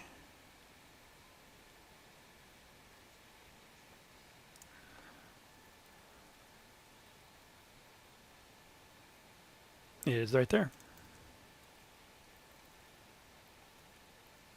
And because I set this get up so that it doesn't return a null, this actually gets handled inside of the scope class now. There we go.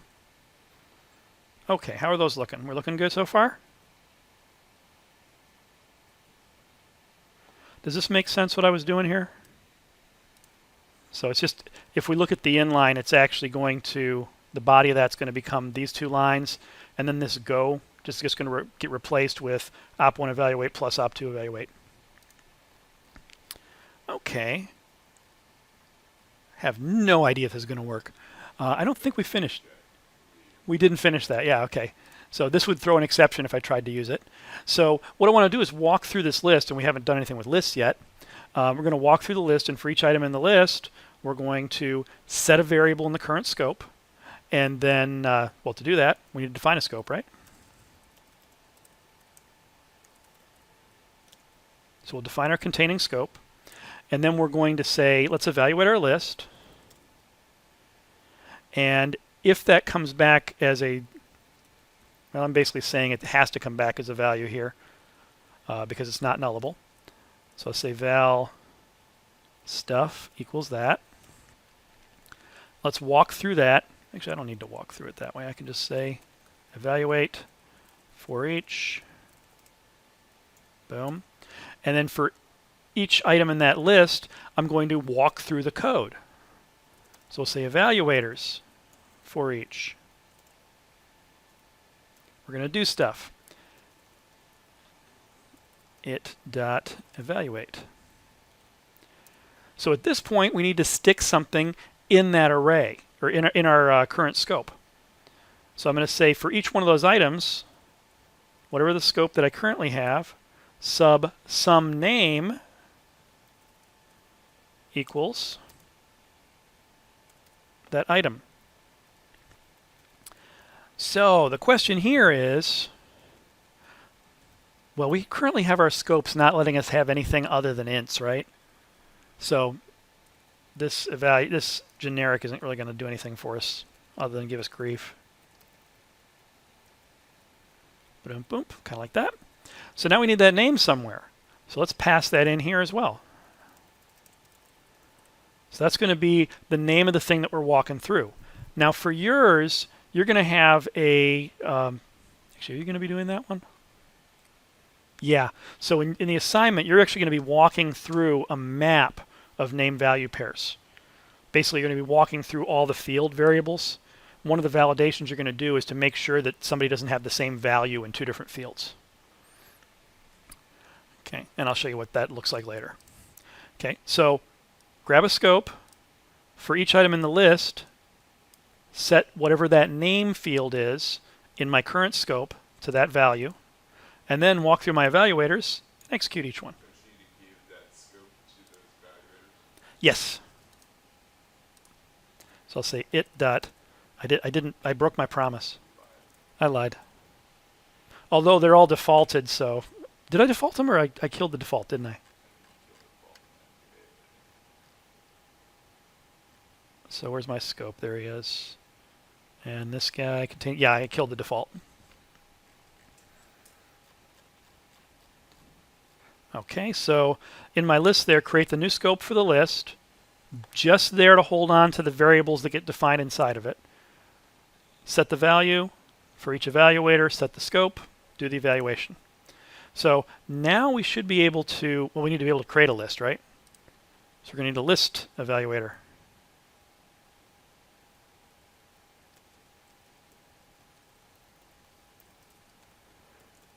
And let's just have this take a set of values.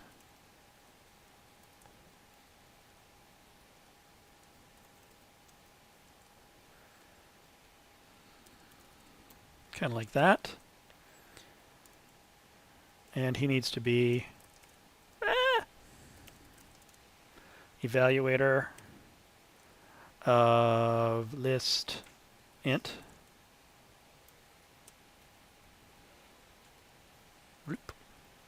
And boom. There we go. So what is this guy going to need to do?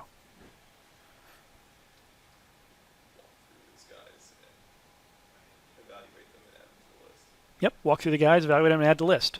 So I want to create a list of stuff based on those evaluators. So I'm going to say values.map it.evaluate.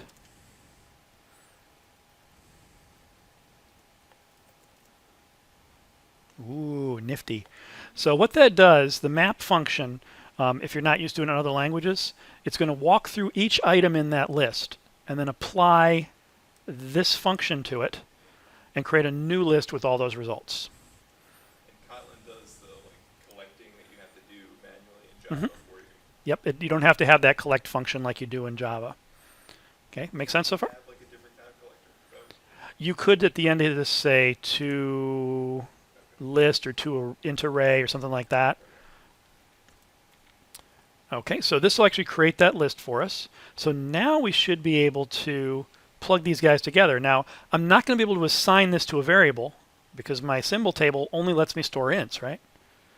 So I'm going to wave the hand magically there and say we're just going to use this directly in my for loop for the moment. It's like we could extend our symbol table to let us store any type of object, but then we lose our type checking. So you can see how the complexity starts to go up as you start dealing with more than one type. We just introduced a second type and complexity just went up. So inside here, let's comment this previous one out here. I should have just said expr1, expr2, expr3. That would have made more sense, huh? And so we got all this stuff. Let's say for x in 1, 2, 3, 4, 5, something like that.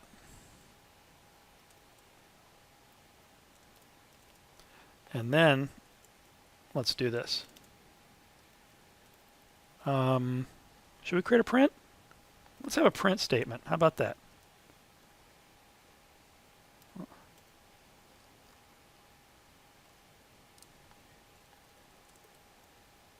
Let's have a print evaluator. And let's just let this take any old thing. And we will have a val value.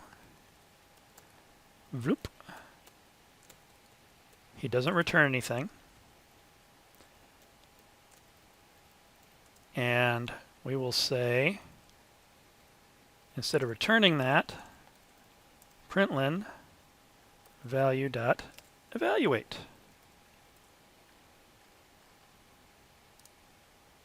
So we'll do that, kind of like that. How's that look? So let's have him, he'll do all his first stuff up here.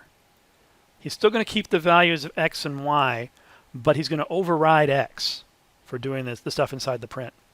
It's not going to change x on the outside, it's just going to have that little local x there.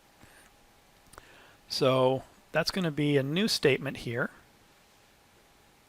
Unfortunately, we need something at the end there, otherwise we won't have anything to evaluate. Well, I could just say that. And now inside of here,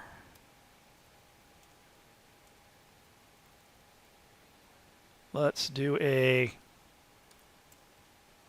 what did I call it? A for each, thank you.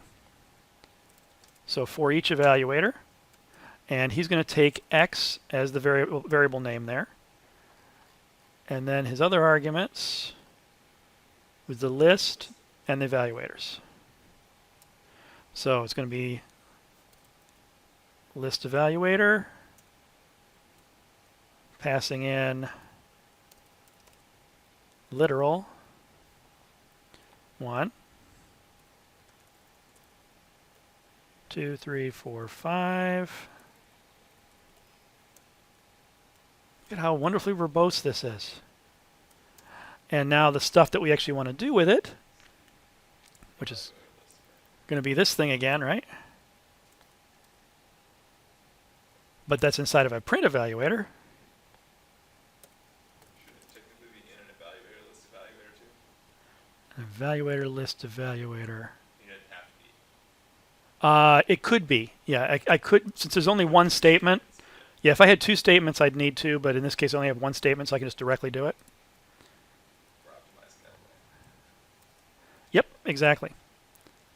I'll put him in there like that.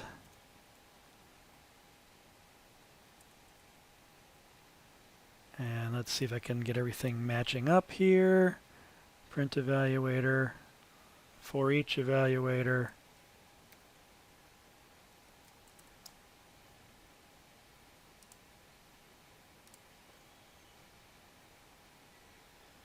Too many arguments for public constructor, add evaluator.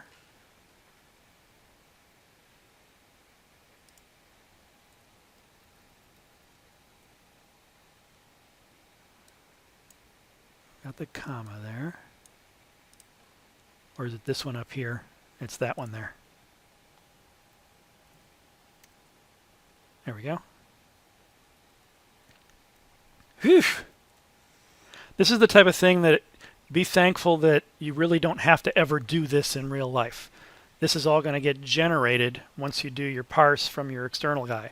You're going to have to do this for this assignment in a couple spots, but don't go this hog wild on it.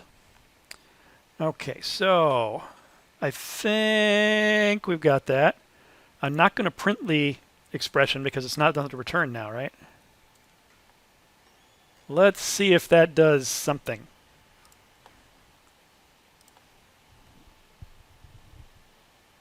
Kaboom! It blows up. It did something. Hey, uninitialized property. I missed one. So actually what happens, I missed the top level ones. So I really do need to initialize that. That should be two top. And not allowed. Thank you so much. Crap. Don't need the late in it anymore because I'm giving it a value. Okay, let's try that. I don't think I missed variable x not found. So let's take a look at our expression.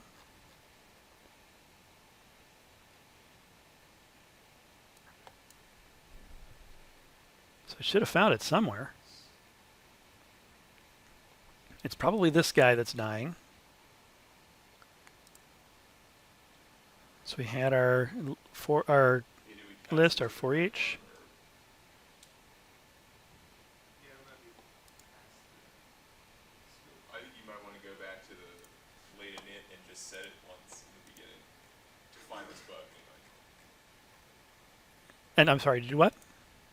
Not set that there. Just set your in your initial. Well, I think what it is the top level one with the late init here. The top level ones aren't being set.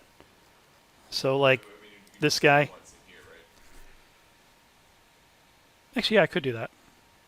So yeah, I'm just gonna find the end of him.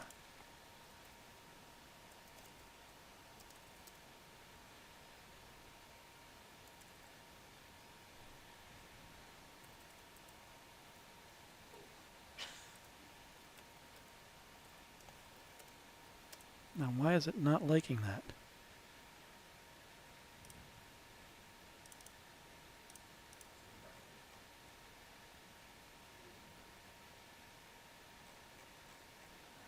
Shouldn't be.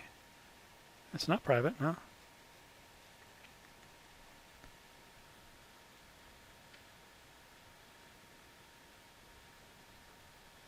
Oh, because that last value isn't in there. Yeah, I'm just going to change this back to. Which one is it here? So it'll be right there. Let's just have it return a literal.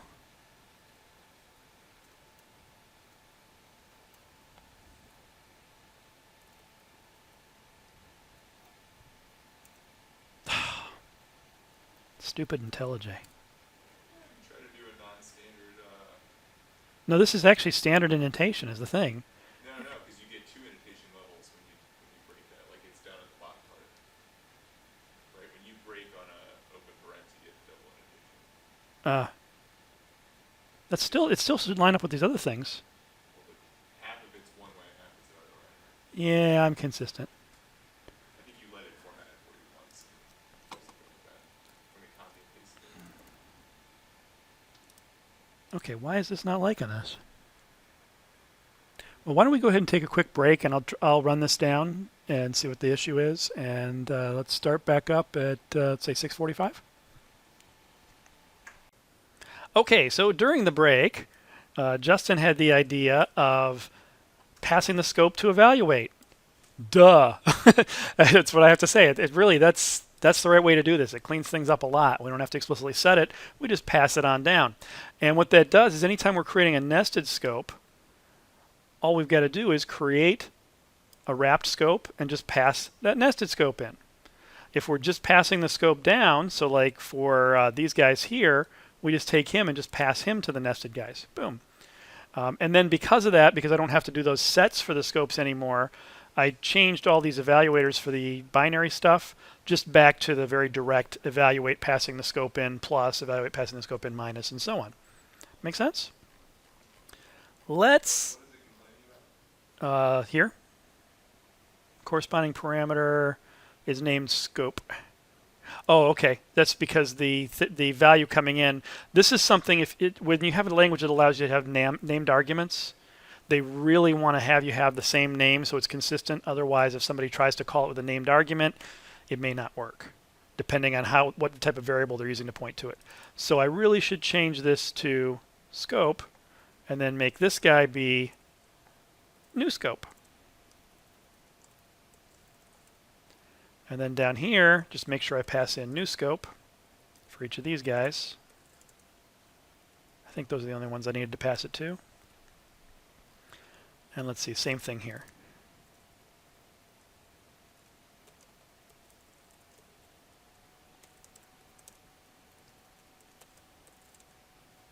And then this guy here.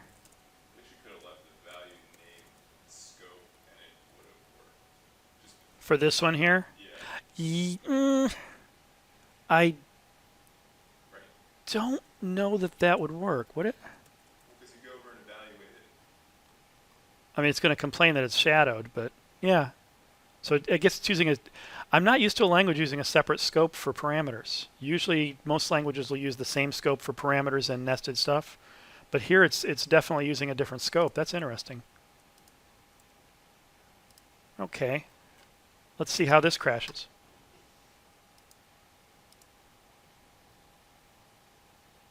Hey, there we go. And it did the math right. That's right, because we just said 1, 2, 3, 4, 5. Yay! Okay. So you kind of start to get the feeling how you can create a little interpreter for all these different types of functions here. And what this is going to allow us to do is create an external DSL that represents all this stuff. So the external DSL for this guy would end up looking a lot like these expressions, that list of expressions, this list here, you know, whatever I want to define it as. It's totally up to me at this point. Make sense? And I will probably try when we do the external DSL on these the next time. I'm not sure if I'm going to be able to do it all in one session or not next time, but I'm going to try using Antler to represent this and then get it to generate the code for us. Might have to take 2 sessions for that. We'll see how long it takes to go through. Has anybody here used Antler before? It's an awesome little tool. I prefer Xtext now. The problem with Xtext, though, is it kind of links you into Eclipse. So if Eclipse is not your development environment, you have this kind of split situation. So what I'm going to try to do is see if I can generate the basic code inside IntelliJ as a jar and pull that over into Eclipse for the... I probably don't need to. I'm going to play around with it because I think I can get that to run, at least the stuff that we'll be doing with Xtext, I can get that to run inside IntelliJ. There's just some issues with IntelliJ running a lot of the other Xtext stuff for code gen. But for Antler, it's not an issue. We just do it all inside here. Okay, so far so good. And we could keep going on to this, adding more and more little features to this language. Depending on what you're looking for, if you started doing things like, well, if we wanted to have different types on variables, we'd have to have our symbol table be a little bit, or a scope map be a little more generic. So you could throw any type of object in there. Then you have to deal with duck typing. So when you're in a dynamic language, generally the idea is that if the variables don't have a strong type on them, if it walks like a duck, talks like a duck, smells like a duck, it's a duck. That's duck typing. Where you basically just look at what is the object and figure out what it really is. And you don't worry about the compile time checking on it. So you could add compile time checking in the scanner or in the parser. Sorry, it'd actually be in the parser when you read it in. And then here, just make the assumptions that if the parser read everything okay, my type checking's okay. Okay, may or may not work depending on how your type coercion works between higher and lower types. Okay, so that's the basic idea I wanted to cover here with the evaluators. Let me talk about the assignment.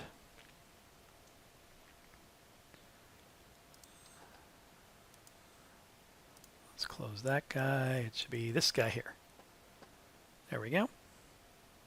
So I'm going to go ahead and run this just so you can see what it looks like to start with. So here's a version of the assignment that I wrote up.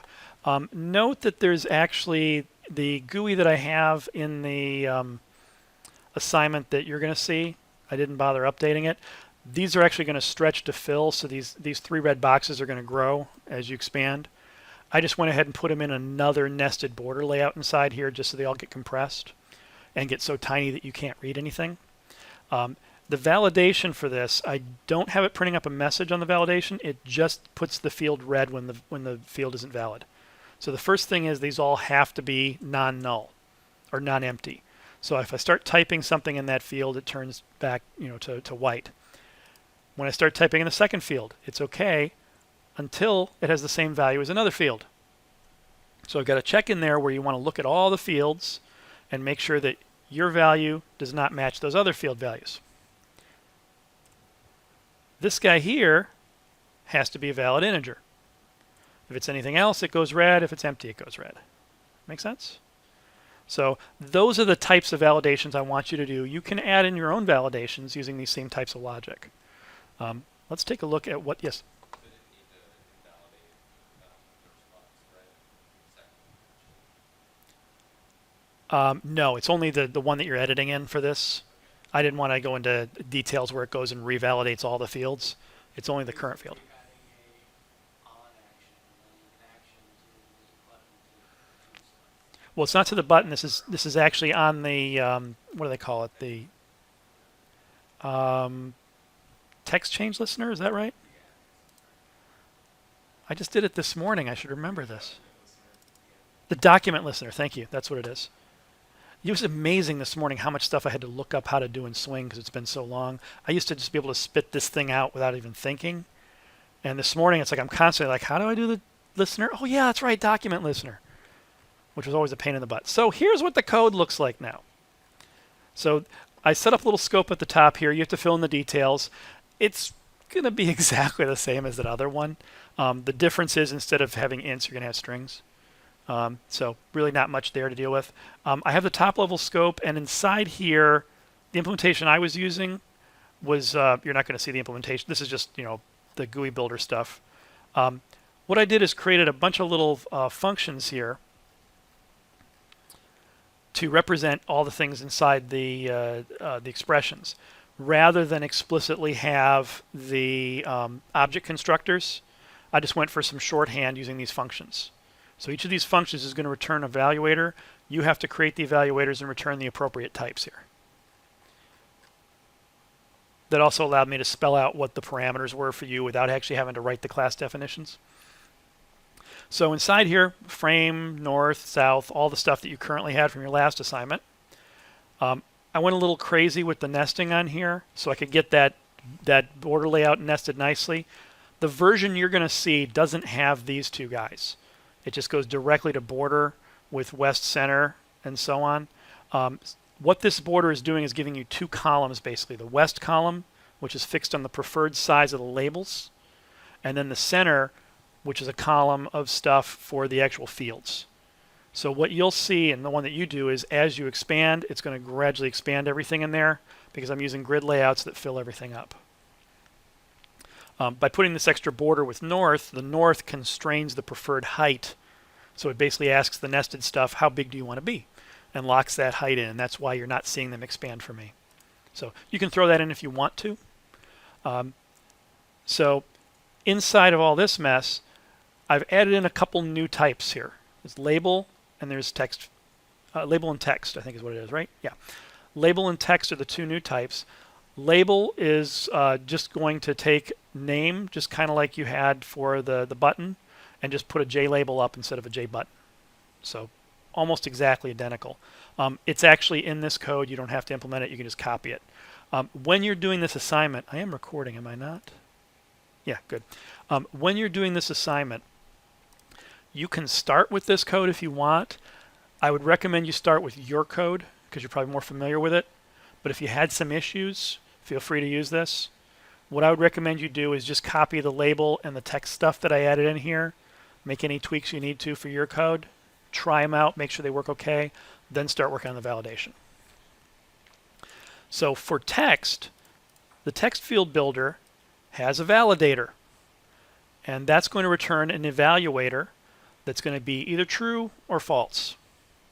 If it's true, the field is going to have a white background. If it's false, the field's going to have a red background. Okay, so here's how I'm using all those little expressions or these little function names. Instead of having the, and evaluator, empty evaluator, and variable evaluator, I just wanted to go with some shorthand here. Okay, so this guy is saying this text field name is valid if it's not, the actual value of the field is not empty. And what I did is I set it up so that part of the watcher, it actually assigns this into the current scope. So let's take a look at him real quick. So here's my text. Let's look at the text field builder. Did I delete that?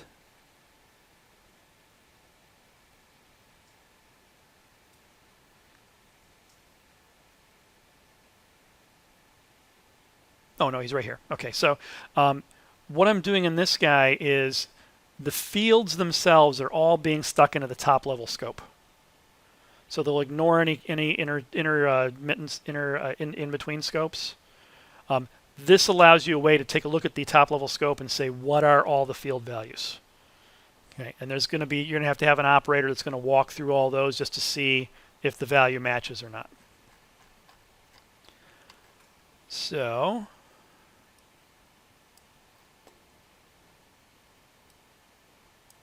we're going to check to see for the top level guy. First of all, grab the variable, check if it's empty, invert the Boolean value of it, the not empty part. Then this section down here is going to say, I want to look at all the field variables. That's that list being passed in. So he's just going to take a look at that top level scope fields.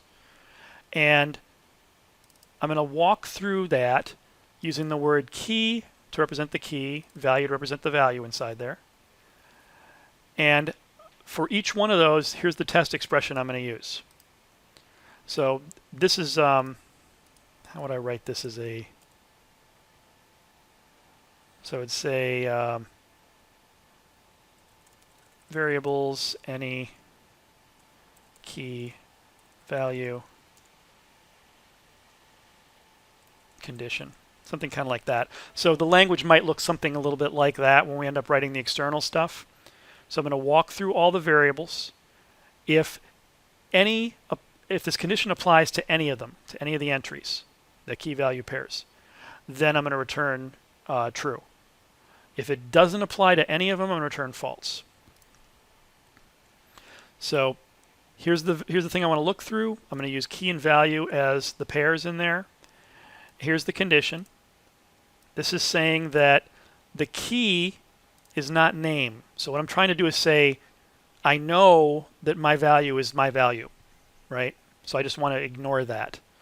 So for any one that's not name, because that's my field here, then I want to say, is the value and is the value for inside the field equal to the value of name? If it is, boom, that's an error. I'm going to do this. So that compares it to any other text field. This compares to any other text field excluding me. So I just don't want to look at myself. So I'm going to look at my value, and I'm going to look at the other value that I'm looking in the pair. Okay, and I will probably do something similar to this type of syntax. I'll probably make something that doesn't look quite so lambda-y, but it's kind of like that. As in the next assignment. For the next one, yeah. So the external DSL, I'll have it be something kind of like this. I mean, it might be any key value in variables test, I don't know. Something like that. I don't know. Well, I'll come up with some syntax for it. But there's any number of ways we could represent that. Field 2, same type of thing. The only difference is I'm checking to make sure that the key is not named 2. Then here's the one for the age integer. So I'm going to say he's not empty and he's an integer. Okay, make some sense? And then lots of curly braces to close him off. Let's see, is there anything in here that I want to tell you? I had each one of these here just return dummy evaluator, which I just created this little class that just says whatever you're expecting, pretend I'm going to return it. You're going to delete that once you've got your implementations in place. Let's see. For walking through a map,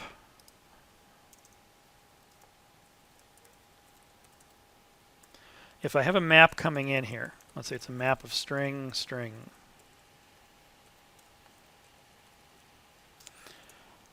Then what I can do is say map dot for each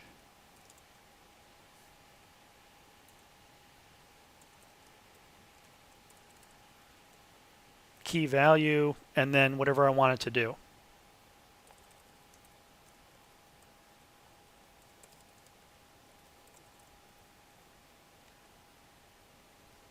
Something like that. What this does is this takes advantage of something in Kotlin called deconstructing.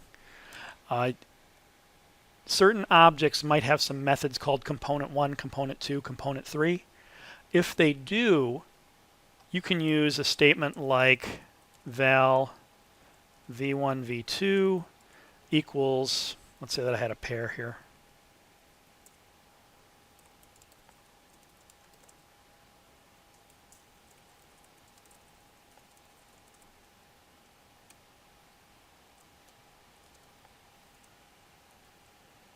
Actually, I don't need the string there.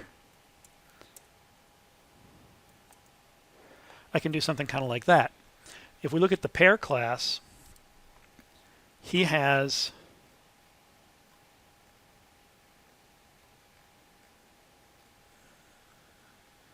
where does he have him?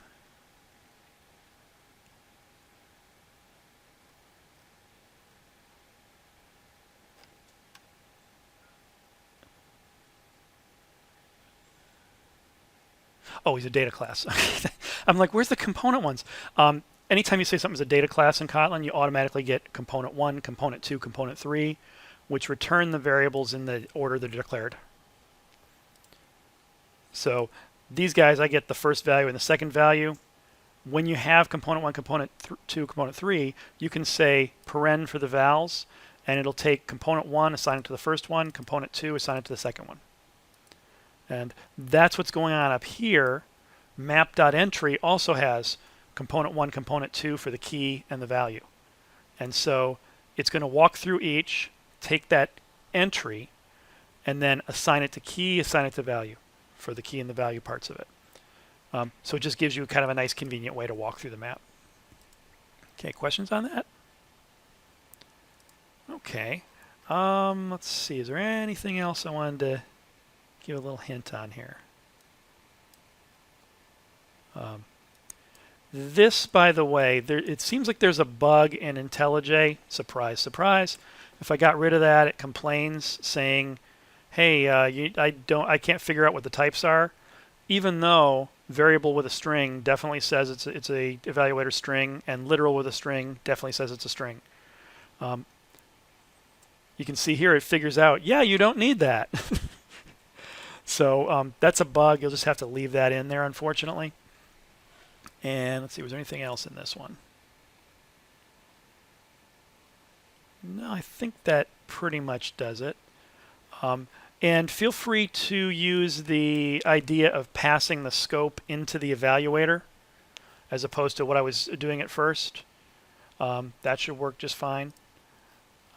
You will need to do the wrapping for, where is he?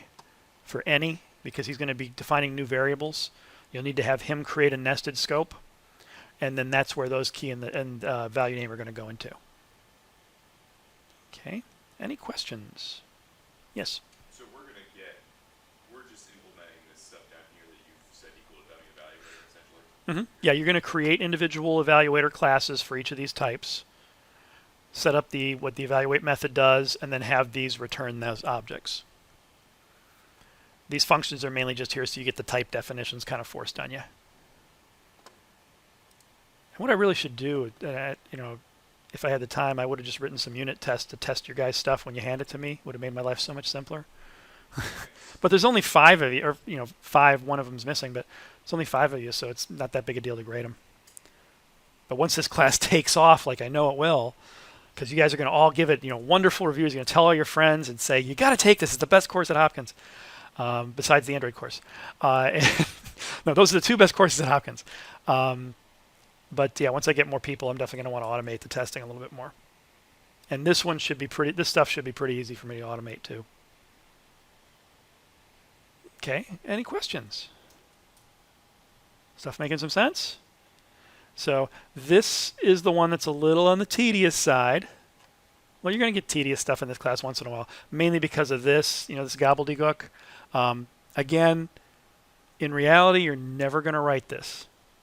It's going to all come from outside, but I wanted to give kind of a step toward it, taking the current internal thing, so you get your model set up. Once we have that, all the evaluators modeled, then we can take that next step of parsing something to create all this stuff. And then things get crazy cool. So the idea here is that each text or each text, so the other thing we're checking our text boxes right now. Right. And each text box will take a name and it will take a lambda kind of thing. Well, so this text is going to take the name parameter, and then he takes that initializer lambda. And inside there, I'm assigning the validator field of the text field builder. Now, we could have just passed in the validator as another argument, that would have worked as well. Um, I mean, either way would have gone there. I was trying to keep it so that the actual builders for these guys kept kind of the same pattern going with the curly brace. It doesn't return anything. It just He returns a Boolean. So it'll be true if it's okay, it'll be false if it's bad. you already have your listeners plugged in to say whether it's good or bad. So right down in here, Whether it's good or bad. exactly. So that was down in here in this text field builder. When I create that text field, in this case, I'm using an also instead of a instead of an apply.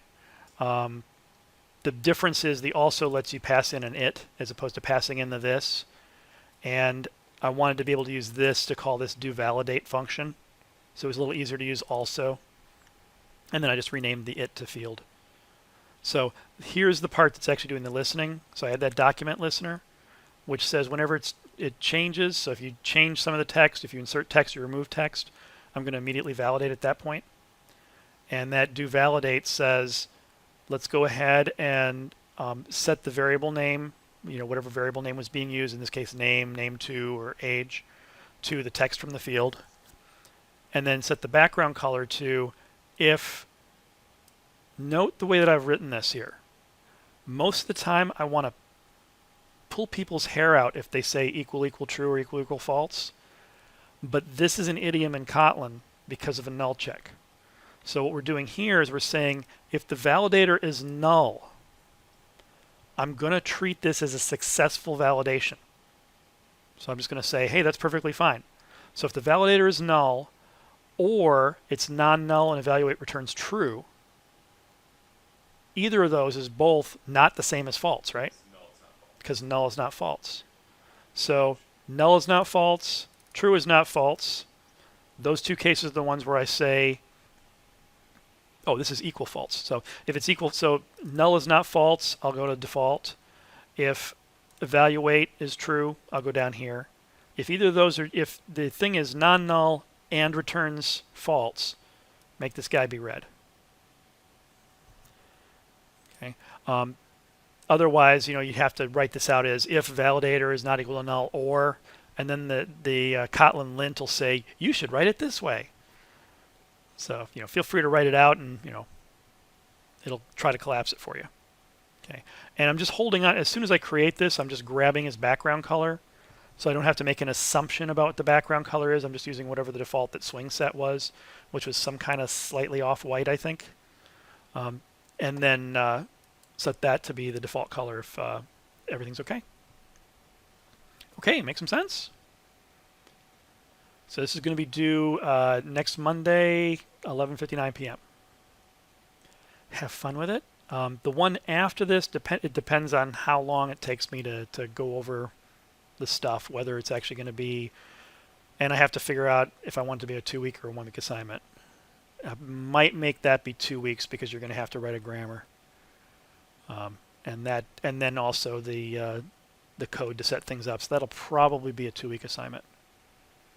Okay, have a great week.